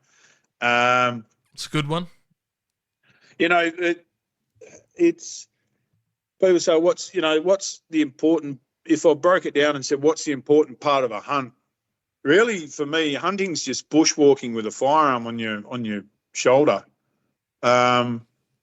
It's the fact that you're out there doing it and you're away from everyone else, or you're with mates, and you're just enjoying yourself. Hunting, that's always been that way for me. I really haven't had a really important, bit of equipment. I always take a backpack with me. I always, from day dot, always had a knife on my hip. Yep. So I've always had a knife in that sense, as well as my boning and skinning knife in a roll, and that sometimes stays back in the car, or because the car won't be that far away, so I'll be walking a block or something and just park the car there, so I can easily drive back up to if I shoot anything. I suppose it's not really about equipment for me, because that changes all the time. Even the type of firearm that I go out with, I'll just grab a firearm and just grab it and say, well, that firearm's going to depend what I'm shooting today. Yep. I might grab a shotgun, and then that'll say, okay, I'll if I'm going to a certain property, I might, I don't know, I might be shooting birds of some description, or I could be shooting rabbits. So I'll get a rabbit shot, some light loads. Might see a pig, so get some SGs or double SGs, and I'll be on foot, so I'll walk in and I'll be in the scrub. So in that sense, or most of the time, maybe a 223 or 6.5 or 55 Swedish Mauser. I might be deer hunting. Any of those calibers, there's it just changes all the time for me. All the time. I try and mix it up a little bit because it keeps it interesting. There's a lot of people, and I had a mate, I said I had a mate because he's, that's a whole different story, and we'll go down that one in a minute. But he was hunting with me right into night vision gear and thermal stuff, and that's all he used. And that's all he wanted to do was strap night vision gear on and fox shoot. And for me, it just became boring. Like, if you're not shooting 20 foxes a night with a shotgun and chasing them in a car, or it was fun to do it. It was fun to do it once or twice. That was cool for the night vision stuff. And I've got thermal stuff myself that I go shooting rabbits with thermal. And that gets a bit boring after a while. But it's the same thing. I'd rather strap a firearm to my shoulder and go for a walk early in the morning at first light and watch the sun come up and actually get out there and enjoy the fresh air and that's it. But know you're alive, not sit there in the middle of the night and look through a thermal all night just to wait for a fox to come up. Sure, and don't get me wrong, it's good fun. It's good fun for him. I just got sick of it. And, I said, mate, it's I don't know. He could probably see it. He could probably see it was just boring for me. Yeah, I still haven't jumped down that thermal night vision gear rabbit hole yet. I'm still old school with a spotlight. Go out with a few mates and you're just talking shit, driving around. You might get a couple of foxes, maybe a deer, maybe a couple of rabbits, a few hares, but that's just talking shit and driving around all night. Yeah. But he's more driving around all night, and maybe the thermal's on, and you're looking through the thermal all night. You're looking at a screen and in the dark, and I'm just like, I don't know. I'd rather see it and then just chase after it, sort of thing. Or it's just, I don't know. It's a different form of hunting. Maybe I'm old school. Maybe I'm not. Maybe I'm not ready for it. I don't know. But it just and you could see it was going down that road, and hence the reason, I don't know, he's took off. So it's one of those things that it's growing. There's a fella named Max who's been on the podcast before. He runs a fox shooting competition and feral shooting competition. I think it's turned into this year, but a fox-tastic weekend. And he is massive on his thermal gear. I think he just got like a $27,000 thermal scope for his rifle, and it's just intense. But it like you said, it looks like it'd be awesome fun to do a few times, but you want to keep it mixed up. I'm the same as you. I'll go for a walk. One time with a bow, the other time with a recurve bow, another time with the 12 gauge, another time with a 22, another time with a 22 Magnum, 22 Hornet. 243, 270, just mix it up. He'll turn up in a paddock and put this fox caller down and see if any foxes come along and sit there and shoot them in the thermal. I think, that's cool. But for me, it was fun. I've seen camels get shot with thermal, and I've seen lots of animals getting shot with a thermal, but and pigs and stuff. But I just, for me, I think it's more of the fun of just getting out and seeing what's actually out in the. That's why you're there. You're out in the bush to have a look, and I just enjoy that. Enjoy the countryside. Yeah, I might bite my words once I go out with someone with thermal and be like, oh shit, I need to get myself one of these. But people are using them for daytime deer hunting, like stalking now. They're, scanning bushes before they're walking through and picking up the heat signatures and all that during the day, which is a bloody cool idea, especially for, bow hunters in thick scrub.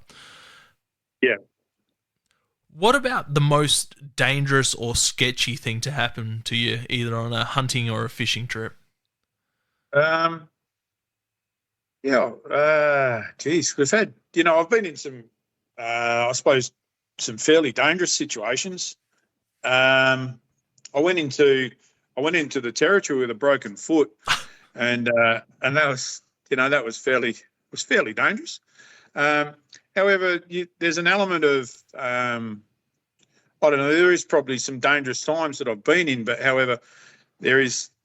I try and keep myself safe for my hunting trips, and I try and cover all those boxes, because it's just it makes you don't want to push the envelope too much. Don't forget, you're walking around the bush with a gun, and there's not many mistakes that go really well after you've fired a gun by mistake. And it's happened to me. It has happened. I've been sitting in a circle of people and thought the gun was unloaded, and put it up, and it was up in the air, and pulled the trigger, and there was a round, it got stuck in it. So, I've seen misfires before in shearing sheds, and they've gone through outside the shed, and people not, just guns going off accidentally. I've seen it all. And I try and eliminate a lot of these problems that you have with hunting trips, especially because there's a lot of sharp or dangerous stuff in a hunting trip, and one's firearm and the other's the knives, and there's not much coming back from it. It can be fairly dangerous. I was at the last hunting trip I was with. There was a water crossing, and it was fairly isolated. And we had to go through this water crossing, and we were in a convoy of people down the side of a farm fence. And it was out in the middle of nowhere, fairly remote. And we went into the water crossing that morning, come back out. For the last couple of days, we'd been in and out of the water crossing, through the river or through like a big puddle sort of thing. It was brackish water. We got up early in the morning, but the others had gone out before us, and they've gone through the crossing, and it had a bit of a limestone bottom on it and sandy in the tyre tracks, and it just kept wearing it out, just kept making muddier and muddier. And we got in there in the Ford Ranger, and that previous day he was telling me about how much money he's put into his Ford Ranger, and it was worth thousands and and all this, and we got halfway through this puddle and it stopped. And he's pretty much sunk his Ford Ranger, Oh no. And we were in the middle of nowhere, and I suppose there's a little bit of a sheer panic you could hear it in his voice. It was sheer panic for me, because my ass was going to get wet. I knew that. That was you could see the water coming through the doors, and I think the electrics for the Ranger's somewhere under the dashboard, and it was coming up. It was pretty high. So I got out of the car, put the guns up on the back seat, up a bit higher, and I got out of the car, and the car was sinking pretty hard, and it come about halfway up through the doors and rode his car off. Oh no! And eventually, I had to walk back down the road to get some phone signal, and eventually got phone signal, and rang the other guys, and the other guys come and pulled us out. We had 2 sets of snatch straps or winches, and back out onto some hard ground. And we eventually got the car out, and it was running, and got it back to camp. But after all, you got it back into town. It rode it off, so I had to get it towed back. So, and for things like that becomes fairly. It's a costly exercise for anyone. Hunting trip where you're meant to be saving money, putting meat on the table. Yeah, can become fairly expensive if you start doing things like just silly things like that. If we'd gone around maybe, or if we'd gone and knocked on the door of the farmer and asked the farmer if we could go through the farm, probably would have saved a lot of problems. Maybe a bit of pre-planning always helps, that sort of thing. So, and I'm conscious of that, of now when I'm going out even into the desert, to say to the guys, listen, okay, we're going with another car, but what planning have we done? What's in place? what are we putting in place if something goes wrong? No, it's good. And in the back of my mind now, I'm really conscious about that. So even with hunting with mates, and we'll be walking a block, and I'll say, listen, all right, we've either got like a two-way, so you can call me if you want to know where we are, or we've got rhinos, so some Garmin rhinos, so we know we can actually see where the other person is on the rhino. So we've got them matched. And that's got a two-way in it as well. But it's more of the fact that, rightio, these are the rules, right? You're going this way and I'm going that way, and once you get to this point, don't go any further, sit down, and I'll come from this way. And we do that. So it's all planning, it's all preparation, and it just keeps everyone safe. And I've been doing that for years, even, with my ex-father-in-law, with my dad. He'd say, look, you go that way and you walk down here and have a look, or I'm going to be 30 metres to your right and your brother's going to be 30 metres to your left. So don't shoot left or right, shoot straight ahead. Yeah. Spatial awareness.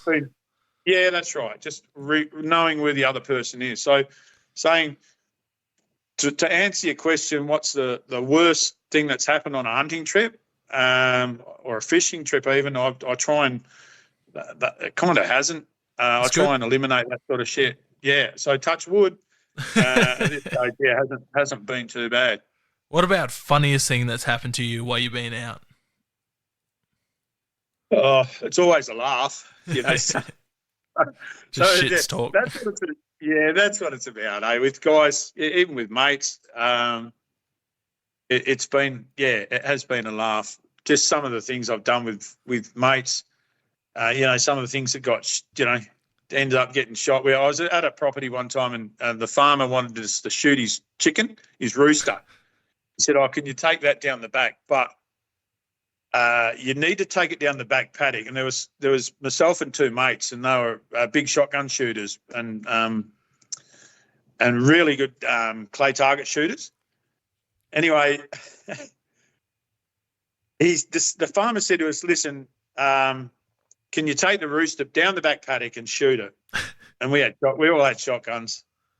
And yeah, okay, no worries. And it was a property. And we're walking through the orchard. He said, but no, seriously, mate, take it down the back paddock and shoot it. I said, we'll just shoot it around. No, he says, it has to be down the back paddock. It's my daughter's rooster. And if she fucking hears her getting shot, she'll go off her face. All right, she's inside. Just take it down the fucking back paddock. I said, okay, right here. So he's given me the rooster, and I'm holding the rooster, and I've got a sling, so my shotgun's over my shoulder. And as I walked around the corner of the house, I had mates each side of us, and the rooster got out and flew off. But the rooster, if you know a chicken, they only fly up and then down. They fly up in the air, right? Exactly like a clay target. Exactly. So as the rooster took off, my mate on my right-hand side yells out, pull. Right on the left-hand side, just give it both barrels straight away. He goes, got it. Fucking bang. And blew this rooster to pieces, mate. Absolutely scattered this rooster. His feathers going everywhere. And my mate on the right that yelled out, pull, right, he saw him shooting and he goes, you bastard, you've just shot it. We didn't even get a chance to shoot it. So he shot as well. So there's four going, bang, bang, bang, bang. And I'm just standing there and I'm like, oh, fuck it. So I shot it too. So there's bang, bang, bang, bang, bang. And you could hear the farmer yelling. We're only 10 metres away from the house. This thing's just got annihilated. Just because my mate just started shooting. And I'm like, why did you do that? And the farmer's going off his fucking head. And I'm like, oh, sorry, mate. I told you. No. We had to pick it up. We were still laughing, just picking up the pieces. Oh, He wasn't happy. He was not happy. As he wouldn't be, but these situation happens. It was funny. It was just funny. Just talking about like the shit talk and banter and As I mentioned before we started the podcast, I caught up with a bunch of other hunters last night, and we went out to a pub in the middle of Adelaide for dinner, and just a bunch of guys that listen to the podcast. We've all connected through social media. Cody Gearon, who we were talking about at the start of the podcast, he was down from New South Wales, so we kind of like kept that a secret, and he'd rocked up at the pub, and everyone's just like, "Hang on. You're not from here, aren't you from New South Wales?" That type of thing. So we're all having a good time, pissing ourselves laughing. And one of the boys, he'd just got he had taxidermied mount of the first fallow buck he'd shot back from the taxidermist, and was sitting in the car. And we're like, "Oh, beautiful! Go get the head, bring it in." So he's like, "All right." After a couple of beers, he's like, all right, I'll do it. So he walks through the doors holding this taxidermied fallows buck, and all these people are like putting down their forks and knives and forks, and they're like, what the fuck is this guy? So he like sits down at the table. After a minute, people coming up and starting to chat, and he's explaining about deer, and turns out the two bar staff, they were both vegans, so he's like explaining all of that to them. That's cool. He's like walked up to the bar, and he's ordered a drink. He's like, yeah, one for me, but my mate's legless, so he's stuffed. He's not having one tonight, and we're just all pissing ourselves laughing. That's fantastic. That is fantastic. It's always a good laugh when you're out with a bunch of other hunters and mates and shit, and you're just being like, just the mates that I've made through hunting, and just people that you'd never meet in just everyday life if you didn't have these passions. Yeah, exactly. And I'm the same. I've made a lot of friends through hunting. I've made a lot of, hunting for me has opened a lot of doors. Throughout Australia, it really has done well for me, and I've made a lot of friends through it, just through the hunting scene, and it's great. Yeah, it's crazy. Like, I've always said, like, come down to South Australia, you've always got a spot to come out for a shoot down here. Bring the bow, and we can go chase some cats or something. Oh, that's cool. That is cool. I might have to take you up on that one time. That'd be good. Oh, it'd be good fun. I need a couple more stubby holders. No worries. So, speaking of chasing game, what would be your top 5 dream animals? Money not being an issue, anywhere in the world, what would they be? Well, I don't know. I've got a black bear on the wall. End of June, July, I head over to Namibia. So I'm going over to do zebra. I want zebra, kudu, and springbok. So I want those 3 at least. And now we were just talking about it. The missus said to me she wouldn't mind coming over as well. So probably end up taking her over and just for the holiday as well. So we'll see how we go. But definitely there might be this time next year zebra on the wall. I think as in game, I've got the opportunity to do it. Moose. So there's that opportunity still around. That's awesome. Yeah. Just the connections I have in America. But I'd love to get a moose. That'd be fantastic. I've got nowhere to put it. So that'd have to go in my top 5. Some of the plains game for sure, but I've not really been in that sense. I've never really mine's more a food for the table. So, there's things I'd say, I'd love to be able to go and get this or go and shoot that and cook it. So, all right. Well, what would be those animals then? Like your top 5 animals that you would like to try that you haven't tried? So that's where I'm heading. So for the kudu, the springbok, the bespok, and zebra. And probably, warthog, same as pig, so I'm not really that too bothered about it. And I'd love to be able to do pheasant as well. I'd love a pheasant shoot in England. So some of those pheasant or grouse, cool. And do a traditional shotgun an English shotgun shoot, so a traditional shoot with the beaters, and and just see how that goes, and then obviously cook with the pheasant. Those game birds would be absolutely magic. That'd be cool. So, are you going to be pushing into those kitchens in Africa when after you've shot a bunch of this game and being like, "Hey, can I help cook? Can I can I sit back and watch? What do you do?" That's the whole thing. I hope to do, if I can get some reception over there. I'll start doing some live videos from Africa. That'll be sick. So just some of that and photos. If I can't, I'll just take it all in photos and maybe some videos and stuff.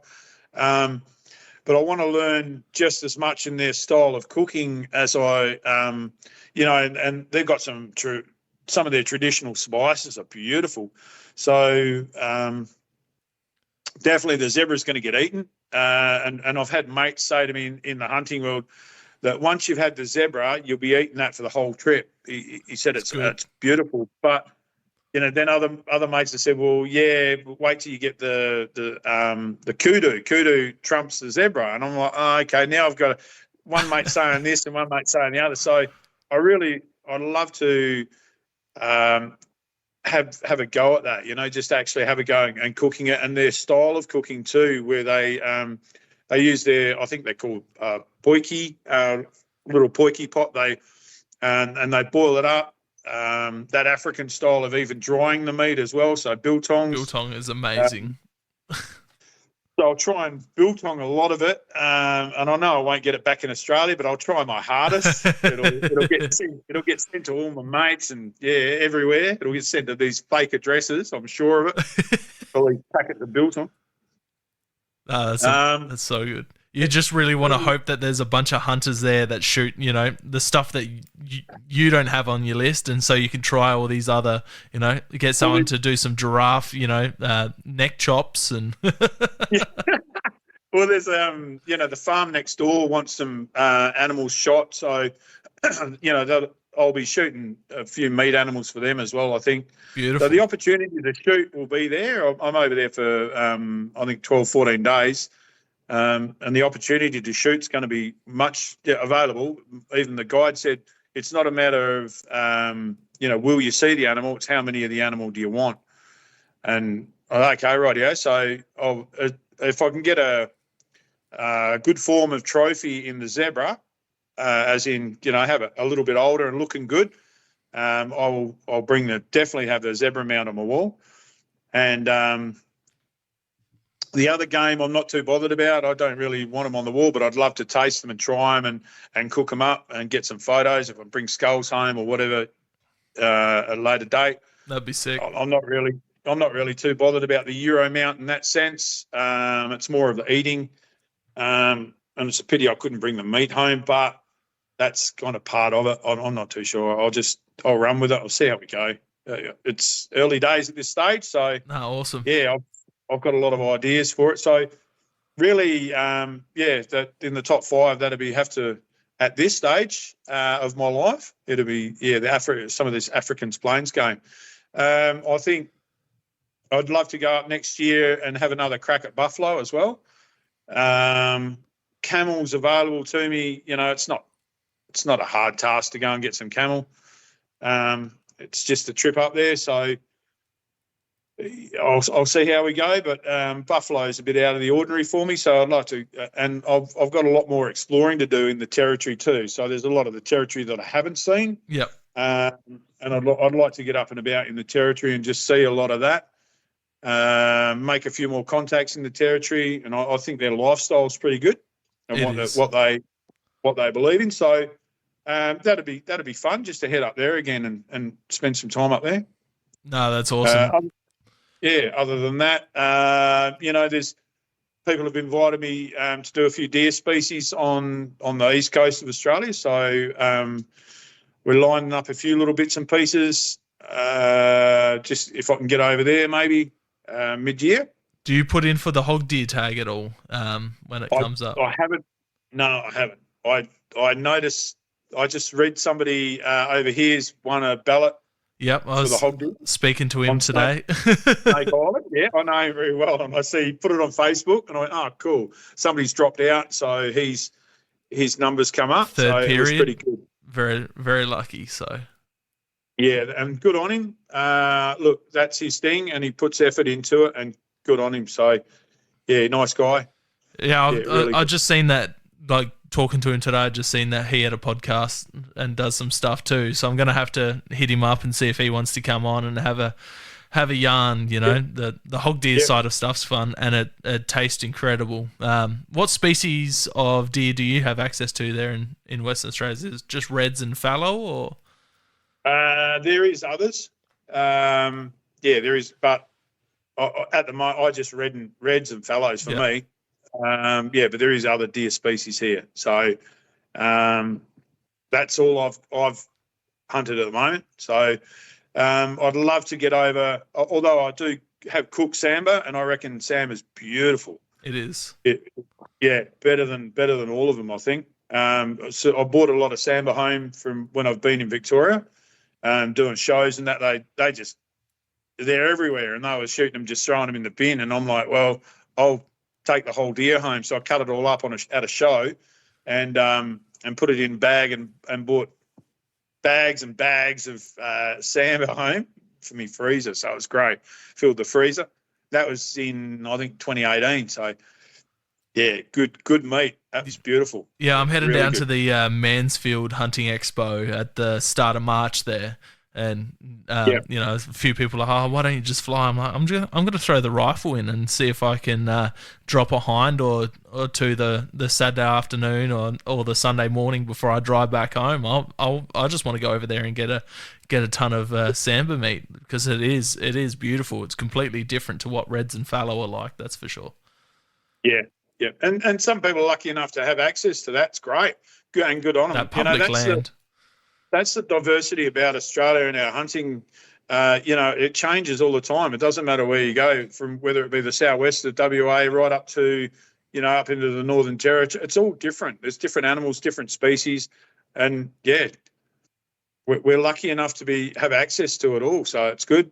Oh, we're super lucky. We got what 26, 27 different species of introduced species that we can hunt, 6 species of deer, from everything Yeah, from rabbits to freaking bentang up in the NT and yeah, Cobar yep, Peninsula and stuff. It's just insane. definitely. So yeah, that's I think my girlfriend's dad's one of my hunting partners now, so he's a good mate of mine, and he's trying to get his ultimate goal. He's what, 70 at the moment, and before he gets too old, he wants a bantang with the bow. Oh, So that's beautiful. his ultimate. That's his ultimate goal, and he's one of the guys that he'll do it. So I said, mate, if you don't get it this year, I'll come up with you and we'll have another crack at it next year. So yeah, always keen. Yeah, I'm always keen to hunt, so it's good. I haven't been hunting just lately. I've knocked off my hunting for I suppose a couple of months now, because it's warmed up and I'm more into the seafood at the moment. So a bit of diving and getting bits and pieces and crabs and razor clams and what else am I into? Abalone and bits and pieces. So a few prawns. So it's good. It's been great. Beautiful. Yeah, Chop yeah. and change a bit. You're Yeah. definitely eating like a king, but working like a slave in the kitchen to prepare it all. That's for sure. It's not too bad, mate. It's not that hard. It's great. It's good. So, how do you see the public views on hunting and hunters? Um, the public view is we're a bunch of rednecks, and that's how the public see it. They see, I'm sure but they're gelling to the fact that, and this is in Western Australia, they're gelling to the fact that we can't all be that bad. Hunters, I think, throughout Australia are our own biggest enemy. We are just, it's crazy, absolutely crazy. I think social media has plays a big part in it, as in, everyone's about bagging other people out. They really are. That's not big enough. This shouldn't have been shot. You've Yep. done this, you shot this, or we just do not support each other when it comes to hunting, and they'll learn the hard way. In Western Australia, there's a lot of firearms-related groups on Facebook. So just hunting Western Australia or shooting, West Australian shooting.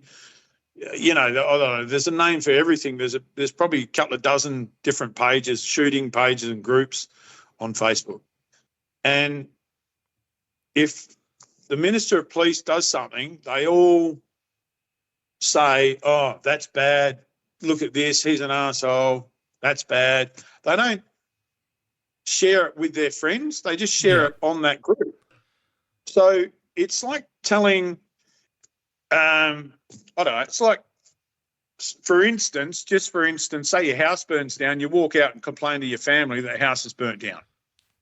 And you keep reminding them that the house is burnt down. No shit, because they've got nowhere to live either. Yeah. But you're complaining to your family that the house is burnt down. You're not complaining to anyone else, just your family. Look at that. There's smoke coming out of the fucking house again. Yeah, It's not... You're saying the same problem, it's not going to fix anything. Until you share that problem with everyone else and all your friends and all your work colleagues and the social interaction that you have with people in the street, until you can share that problem, it's not going to change. Nothing will change. Oh, 100%. I talk to anyone that will listen to me. Like I deliver plasterboard and ceiling materials in a truck to, you know, construction sites and residential sites, and, you know, anyone that listens, I'll be talking to them about hunting and fishing, and, you know, then they'll ask questions and I'll start telling them how shit our laws are. And and I can guarantee, you know, as a PR exercise, and one of the best things that you did just recently last night is go into that restaurant or hotel or wherever it may be and take that head in with you, because that draws attention. It did. And people say, and I bet you everyone walked up and said, where'd you get that from? And it starts a conversation of, hold on, these are just normal guys. They're not all axe murderers. They're just normal guys. Come down. They bought their trophy mount with them. They bought their head with them. And they sat it there. And I want to know a little bit more about it. And that looks pretty cool. How do I get one of them? Yeah, that's almost exactly what happened. You know, people were taking photos with it, asking about it, how you shot it. What'd you do with the meat? Where's the meat? Yeah, and that draws conversation, and then they'll go and tell their friends, hey, I went to a pub, and this guy has got a head sitting in the pub or at the restaurant, and it was pretty cool. And it draws a conversation with them, their friends, their family. Oh, what, did he have a gun as well? No, they're just normal guys. They don't carry guns around, they're just hunters. Yeah, that's kind of like the sinister backing behind that whole, like, mucking around, getting him to bring the deer head in. It was to get that conversation flowing, you know, see if that, you know, it'd get like posted up on, there's a page called Shit Adelaide in Australia, in Adelaide, where, you know, people post like stupid shit that people have done in Adelaide. We're just like, let's see if we can, you know, get it posted up here and get some conversation flowing about deer in South Australia. And, you know, we all spoke about that, and, you know, we're explaining to them about the helicopter culling, and those two vegan bartenders, we were explaining to them how that, you know, the government shoots all these deer and wastes the meat where we're going out shooting them and wanting to utilise the meat. And perfect. It did get the conversation flowing. And you can see, you know, you can see why they're vegan. Can they see why you're hunters? And exactly right. And I've had that conversation with many vegans. I can see why you're a vegan, and I've got nothing against you being a vegan. Cool. Can you see why I'm a hunter? Oh, you know, and by the time I've finished with the conversation, it's like, oh, yeah, actually I can. Yeah, because I have control of every part of that animal, its death and its process and everything my family has to eat. I have control of that. It's 100% better than for the planet than what even being a vegan is. Oh, I'd love to see you sit down with your local WA resident Tash Peterson and have a good chat about that. I reckon that would be quite entertaining. Yeah, she's a good one, eh? She is pretty cool. Oh, there's one of them in every state. I think we've got Banana Girl here in South Australia, and then you got some other Crazy Bitch in Victoria and Emma Hurst in New South Wales. Yeah, Every state's got at least one crazy vegan. yeah. Tasha's out there, eh? She's Oh, good. they're, She's good. they're definitely good to laugh at, that's for sure. So Yeah, for we sure. touched on it briefly. How would you change the public views on hunting and hunters? Well, for me, yeah, but I've always been wanting to change the public view on hunting. Anyway, that's kind of what it's about. And hunting for me to change public view is through food, and that's really one of the only ways that I can see a lawful way of doing it. It's going to come to a point in time where I don't know. The future of Western Australia firearms industry is, as I've said, it's on a one-way roller coaster, and the track's going to end, and it's going to crash, and it'll crash really hard. I was there back in was it 80, 96, 86 when they took semi-autos away. I was there for that. I've seen plenty of losses in the firearm industry. I've seen plenty of changes, and nothing's got better. It No really gains. hasn't. Lots of No, losses, it no hasn't. gains. Yeah, no gains. And we're not learning from it. We're not doing anything about it. We'll say, okay, well, we'll change it when they vote. You're trying to talk to politicians and they're all lying bastards. The best way to change, we need to protest. We need to get out there and give the public. However, there'll be some meathead that brings his gun to a rally and wants to fire it in the air and show everyone. I don't know. It's just the wrong sort of. Yeah, unfortunately, you had the broad aspect. They'll say the wrong thing, and the media just get hold of that wrong thing. And yeah, it's a hard one. Like, we had the same conversation when we had Kate on the podcast. I'm a part of Firearm Owners United, who unfortunately the board have just they've decided to shut down the non-for-profit side of the page where they were actually advocating for shooters in Australia due to all the social media backlash that they get. I had Kate on a podcast. Kate really well. Yep. And just the backlash that she got for coming on the podcast, posting it on random spots just because she's very pro-gun. And, all these hunters and shooters coming out against her, and, especially on Reddit, like, it blew up on Reddit. They like, a lot of shooters weren't happy with her. I'm like, how are you not happy with her? She is fighting for everything that we do. All of your rights, she's fighting for.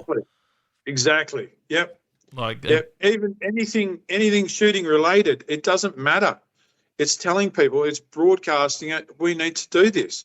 And it's crazy. And I think, one way to do it would be to have a protest, and put a tin in people's hands and raise money for underprivileged children at the same time, shooters against underprivileged children. And the media can't attack you for raising money for something like that. What about homeless? What's the homeless situation like in Western Australia? The homeless in the city is out of control. It's crazy. So do you reckon you through Hunt Catch Cook and, with the, you do the big camel trips, do you reckon you could do like a Hunters for the Homeless type campaign, saying, go out, make a bunch of sausages and feed the homeless? It'd be fantastic. Do something like that. There's so many laws against it. It just couldn't happen in Western Australia. It has to be going through an abattoir. Although they're homeless and every meal is brilliant. Kangaroo, the most underutilized meat in the world. 100%. We feed it to our pets. For Christ's sake, it's only just become trendy in shops, mate. Yeah. And look how much you pay for it, for a kangaroo. It's ridiculous. And people feed it to their dogs. And people won't even feed it to their dogs because it's below that. Yeah. But is it the law? Homeless that could do this. Is it the law side of things? Is it for selling? But could you give it away? Like, no, you can't even do that. It has to be. But I go to shows, and I'll do a show and give people samples of meat. Yeah. I have to go and buy my meat. Oh, So wow.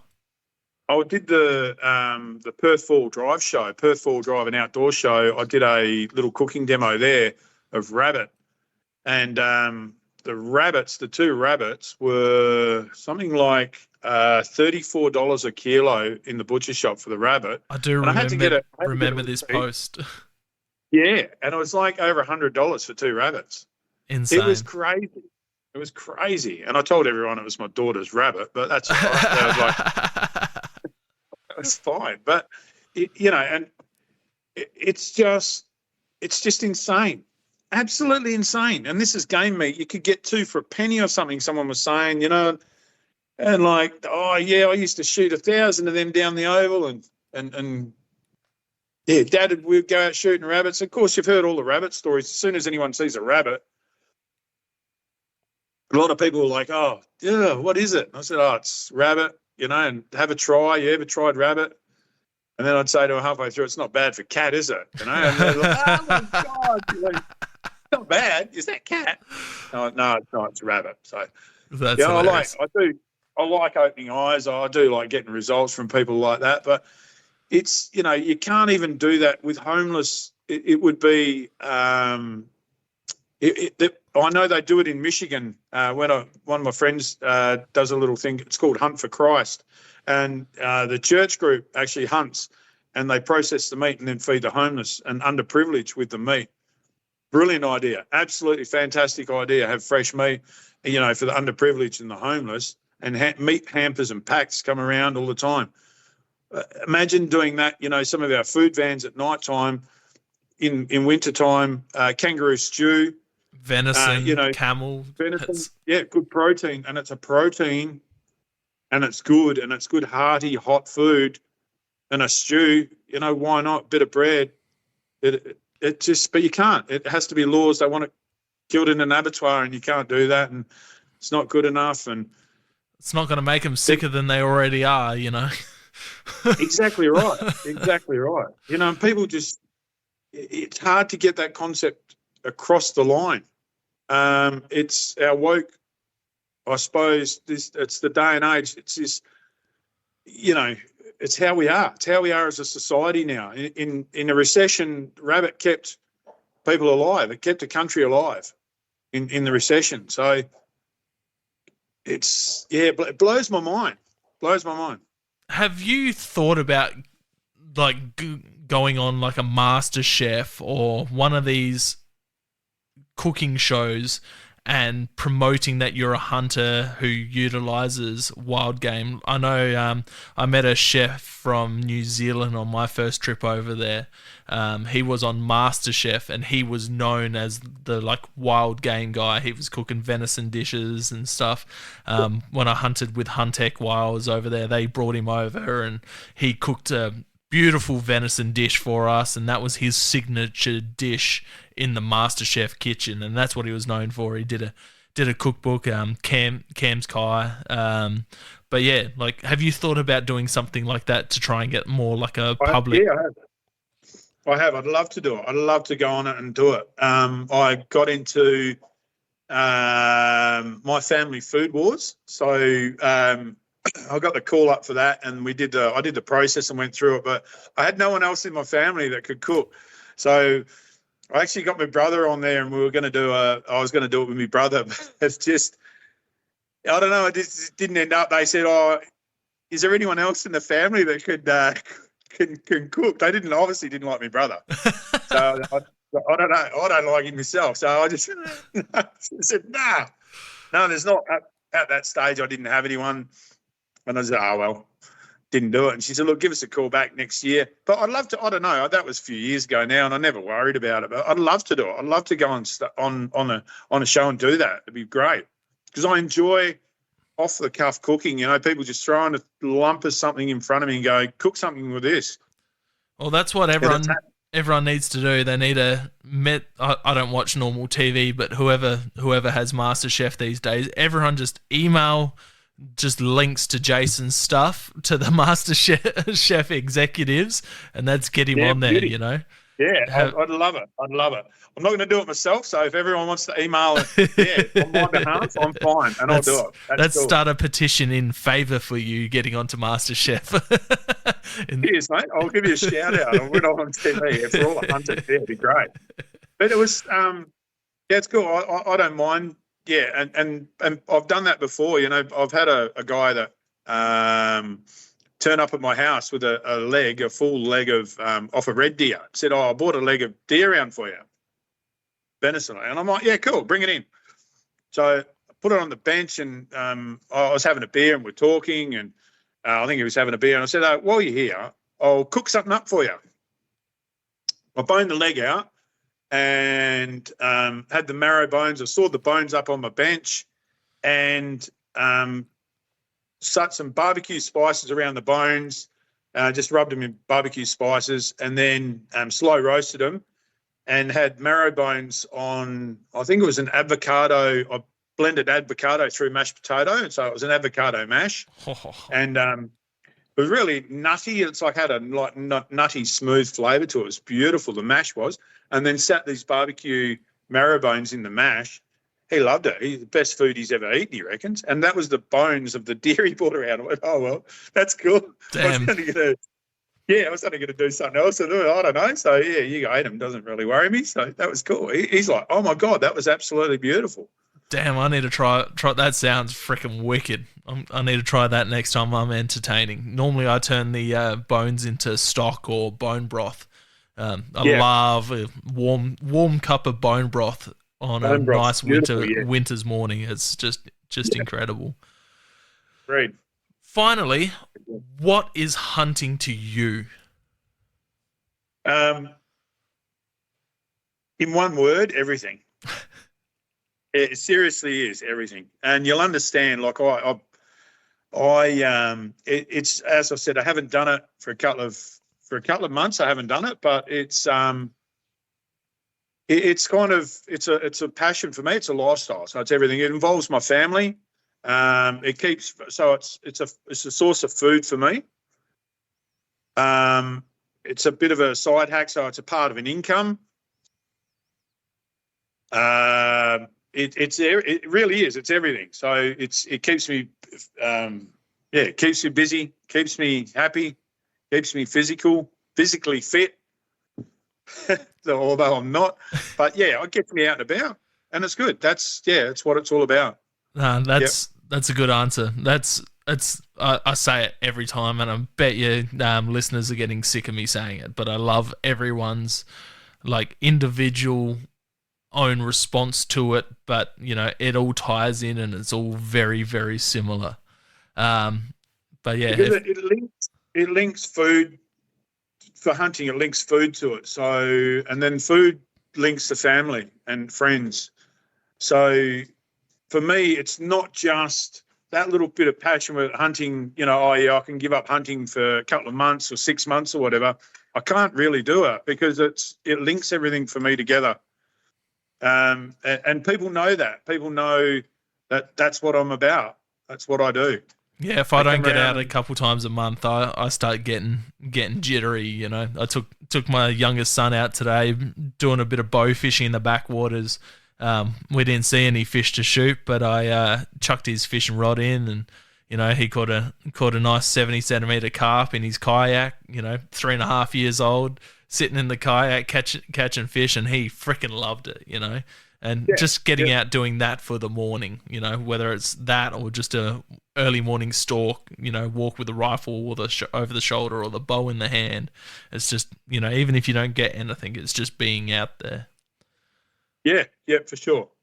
Yeah, and that's for me that's exactly what it is. It's that freedom of being outside, and like I say to people, I quite often go on my a live video and say, I'm in church. You know, how did everyone go in church? Because it's your church. You do it every Sunday. If you do it religiously and you do it every Sunday, it must be church. Yeah, that's it. It's what it's all about. So, yeah, I love it. Absolutely love it. So what's hunting to me? It's everything. It really is. Oh, I love it. Speaking of carp quickly, do you have any recipes for carp? I don't. it's one thing I've really look. We've got obviously a redfin. Oh, redfin is but not amazing. Inland yeah, it's whiting. not a shark.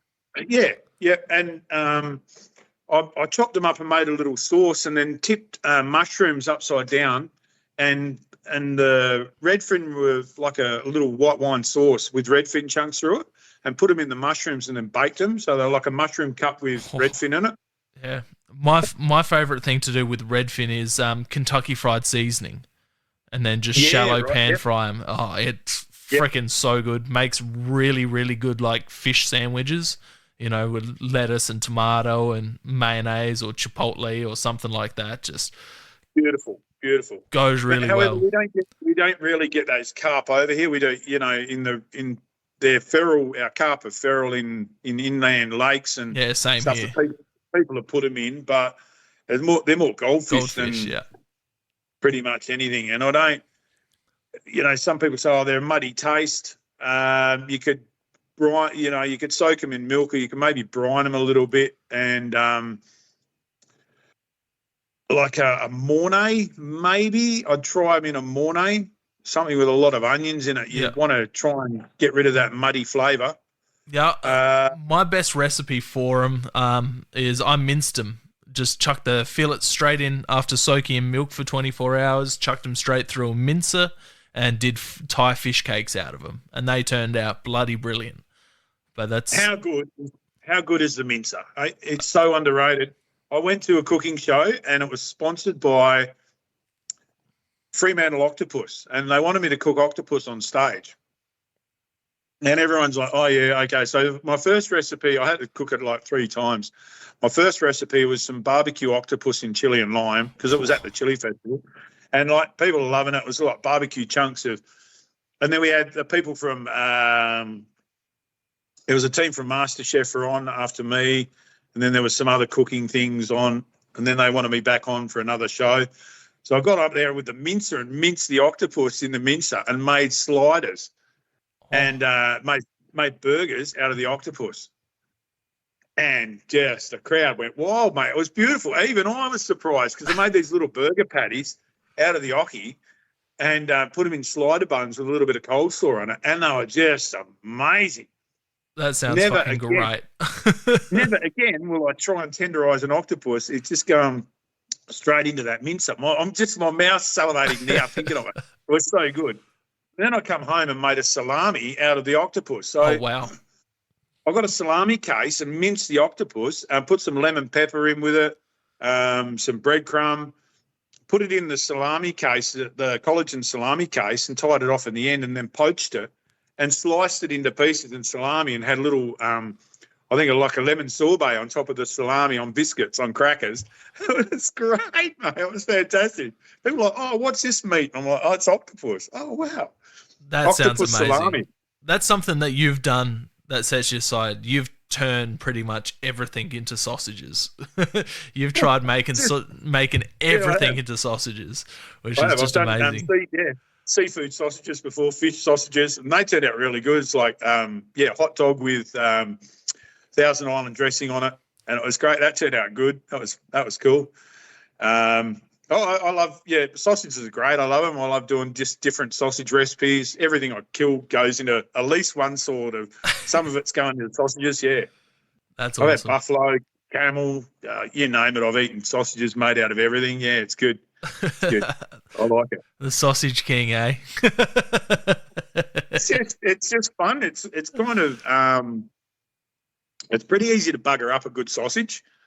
So it's a little bit more technical, You don't really know what it's going to be like until you've cooked it.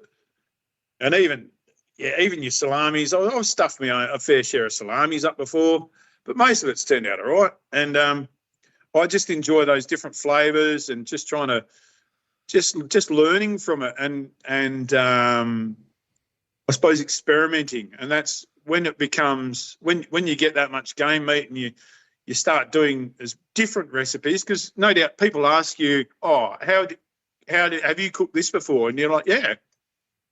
So you just try and cover as much as you can.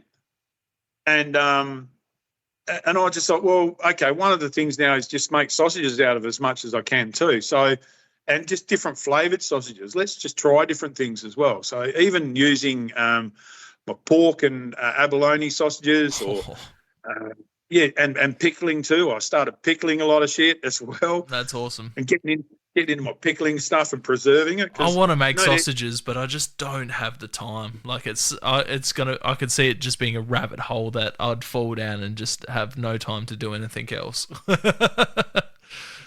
Here's a great little recipe that'll just blow your mind, right?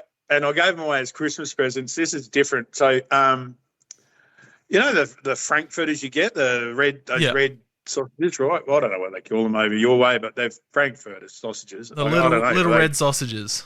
You can do. You can. I think some people call them little boys, but you can get big ones, right? The big hot dog sausages. You get them, and I pickled them. I boiled them up in a jar. I just blanched them, put them into a jar, and made a pickling mix. Lots of sugar in it, salt, spices. Tipped the vinegar in, screwed the lid on, sealed them. They are the best thing for around a campfire, like with the boys. Pretty good. Pickled hot dogs. I was giving them away as Christmas presents, these jars of pickled sausages, mate, and it was great, like Secret Santa. Hey, you've got a jar. What the fuck's this? That's awesome. Pickled sausages, and it's really good to go camping. Take your jar of pickled sausages and cut them up, have cheese platter, a bit of pickled sausage. Like people are like, oh man, that's cool. It's got that little bit of a tangy flavour to it. It's good to sit around with the boys. Beers, pickled sausages come out and got heaps of chili in them, spices, and oh man, you'll love it. Because pickling's relatively easy. Like it's like just playing around doing crab and squid when I get it. It's so easy to do. Like if I got leftover crab, I'd just chuck it in a small jar and do a quick pickle brine and chuck it in the jar, and it's that easy. Yeah, I love and I pickle everything. I really do have a crack at pickling everything, and it's good. I like preserving, and you know, the salamis and the preserves, and I've got heaps of books on preserving stuff, and I read a lot about it and canning. I want to try and get into canning some meat this year too, so I want to start canning my own meat, preserving meat. Awesome. You know, and when it comes down to just all sorts of stuff, preserving eggs, salted eggs as well. They are a really good basis for sauces. Seafood sauces, I'd use salted egg in it. So I've salted emu eggs. I've done a lot. I've pickled eggs. I get in when I'm not hunting and that, and I'm home. I'm doing stuff, messing around. I'll start pickling stuff. Oh yeah, I'll just get it out of the freezer or whatever, or just go down and see something in the shops and go, oh yeah, I'll pickle all that. That's wicked. Cool. Well, we're wrapping up the end of the podcast. I reckon my challenge to you is to find a wicked recipe for carp that we can, you know, I do a lot of bow fishing for carp. It's a very, you know, people just shoot it, throw it on the bank, catch it, throw it on the bank. Every you know, fishing page for freshwater fishing you ever see, everyone's like, you can't eat carp, it's freaking shit. You know, the Europeans, the Asians absolutely love them. So I'd love to see what you could do with a recipe for that. That's my challenge for you. Definitely. All right. Okay. Well, now, firstly, I've got to find some good carp. That's going to be the hardest part, but I'll definitely. You might have to go to a seafood market to buy it. Yeah. I might have to go. There's every estate now in Western Australia has got. As soon as they build a housing estate, they put a pond out. They put a pond out in front of it, and then everyone just puts their. Oh, we're shifting house. Let's put it in the pond at the front. So everyone's got carp and goldfish, and there's so much crap in it, mate. It's good little fishing spots, and there is. I think they're called. There's a Facebook page, Feral Fish Hunters, and yeah, so I'm on it, and okay, I'll have a crack. I'll find it, and I'll cook it. Be keen to see what you can come up with. You know, see if we can transfer this, you know, really pesky invasive species into, you know, an everyday table dish. Decent. All right, okay. I've even had a crack at this. I've since found out now they're native, but the freshwater mussel. We've got a freshwater mussel over here, and they're everywhere. And I found some freshwater mussels, and Oh my God, they're disgusting. They just taste like muddy. Mud, Oh, yeah. mate. Oh, Yeah, we, we never. we get them here in the Murray River too, and I've cooked them on the coals, and cooked them in Yeah, salt water and everything. yeah, Dipped them in vinegar and seafood sauce, and tried every which way, but they're yeah, tough and yeah. No, muddy. they're still, yeah, they're still shit. Yeah, and nothing good comes out of it. I know that. So Well, if people have enjoyed what they've heard tonight and haven't seen your stuff and haven't been on your website, where can they find you on social media to watch your live streams and go check out your website? And you sell definitely. knife wraps and gambrels and Yeah, so they can have a look on the website if they want to buy merchandise. And I don't really do much on the website anymore. It needs an upgrade, but I still sell a lot of gear on it. They can go on, it's www.huntcatchcook.com. They can find me on social media, so Hunt Catch Cook, and I'm pretty big on Facebook apparently. I got a few likes on Facebook, Instagram definitely, and I've also got a group called Hunt Catch Cook Recipes as well. So I put a lot of recipes up in there. I usually just show people what I'm doing, what I'm cooking on my personal page, on my Hunt Catch Cook page. And then, people might ask for recipes. I can have the recipe for that. And then I'll go over to the group and put on the Hunt Catch Cook recipe, put the recipe up and some more photos or something if people want the recipe for it. So, and then other people can contribute to the recipe or contribute photos in there or on their own and share their own adventures too on that. And that's quite a little bit different. A few thousand followers on that, but nothing compared to my own page that, I just enjoy doing live videos on it. And I usually try and do a weekly live cook up. I'll try and do a little bit of church on Sunday, maybe just a bit of inspirational stuff. There's a lot of seafood going on the page at the moment. I'm beautiful. doing lots of bits and pieces. Yeah.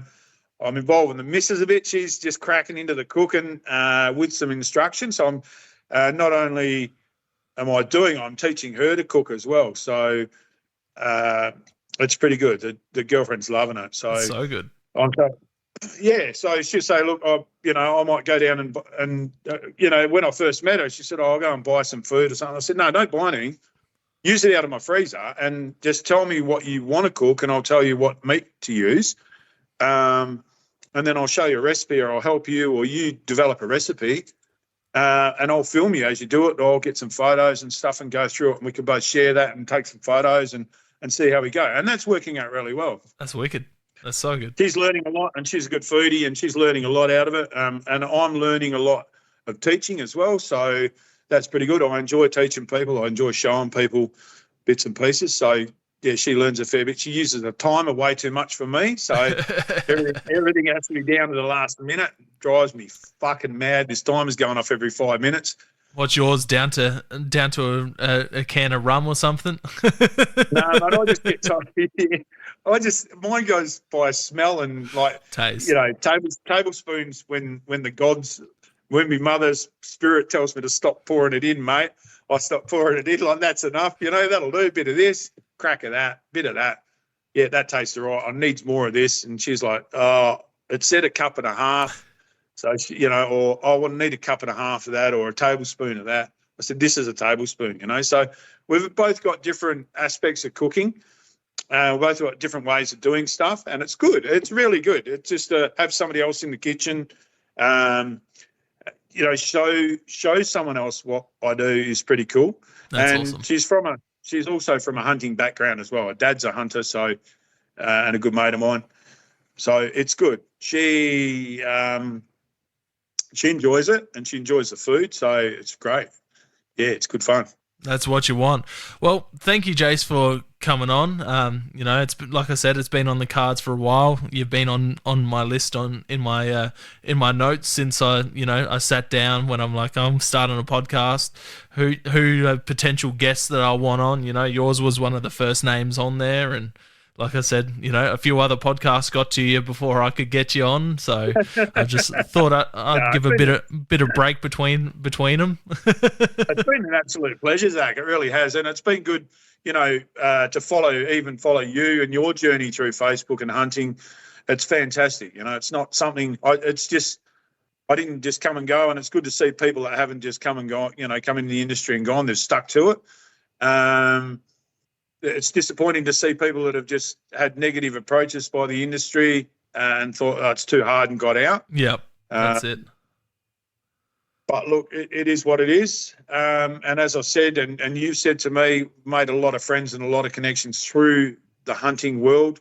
And I've got people all over Australia now that, I talk to on a weekly basis, daily basis, sometimes different hunters all over the place. And a lot of people know me. It's great. It's good. That's it. I enjoy catching up with people and I enjoy sharing my passion too.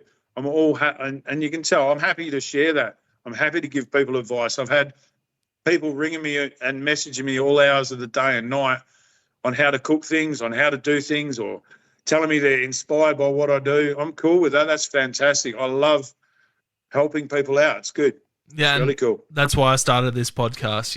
I like helping people. I like sharing my passion. I like helping people get into hunting, answering questions. I had, like I said last night at the dinner, there was a few podcast listeners who came to that who, got to sit down. They were getting into hunting, so they got to sit with a bunch of different people who have, all different backgrounds and, been in hunting all their life or been in hunting, 2-3 years or just getting in. So they're able to make those connections, and that's the name of the podcast, Hunting Connection. There's and the old saying, if you want to do something, and you want to do it so bad enough and you're passionate about it, if you surround yourself with the people that do it, there's only one thing you're going to do, and you're going to do it, and you'll be really good at it. That's it. You keep surrounding yourself with people that do what you do, and you'll always do it. That's it. That's it. The opportunity will be there, yeah. Easy, Jace. Thank you very much. And we'll chat again soon. I'm sure this won't be the last time I get you on the podcast. I'll have to get you back on after you develop a few carp recipes for us to go back definitely, through. Mate. You've got me excited now for the carp. Yeah, definitely have the carp recipe. It's got to be maybe a pizza or something. I don't know. It's a carp sausage. Carp sausage, yes. Yeah. Easy, Beautiful, Jace. mate. Have a good night, worries. and thank you very much. Thanks, mate. Cheers. Catch you. Bye. Thank you for joining us on another episode of Hunting Connection Podcast. We hope you've enjoyed our discussions and gained valuable insights into the world of hunting, fishing, and the outdoors. To stay connected with us and never miss out on an update, please be sure to follow us on social media, all at Hunting Connection Podcast. We appreciate your support and would love for you to share the podcast with your friends and family. Don't forget to tag us in your hunting photos on social media and let us know about your experiences. Your feedback is invaluable to us, so please take a moment to subscribe, rate, and review the podcast. Together, we continue growing and delivering more captivating episodes for all hunting enthusiasts.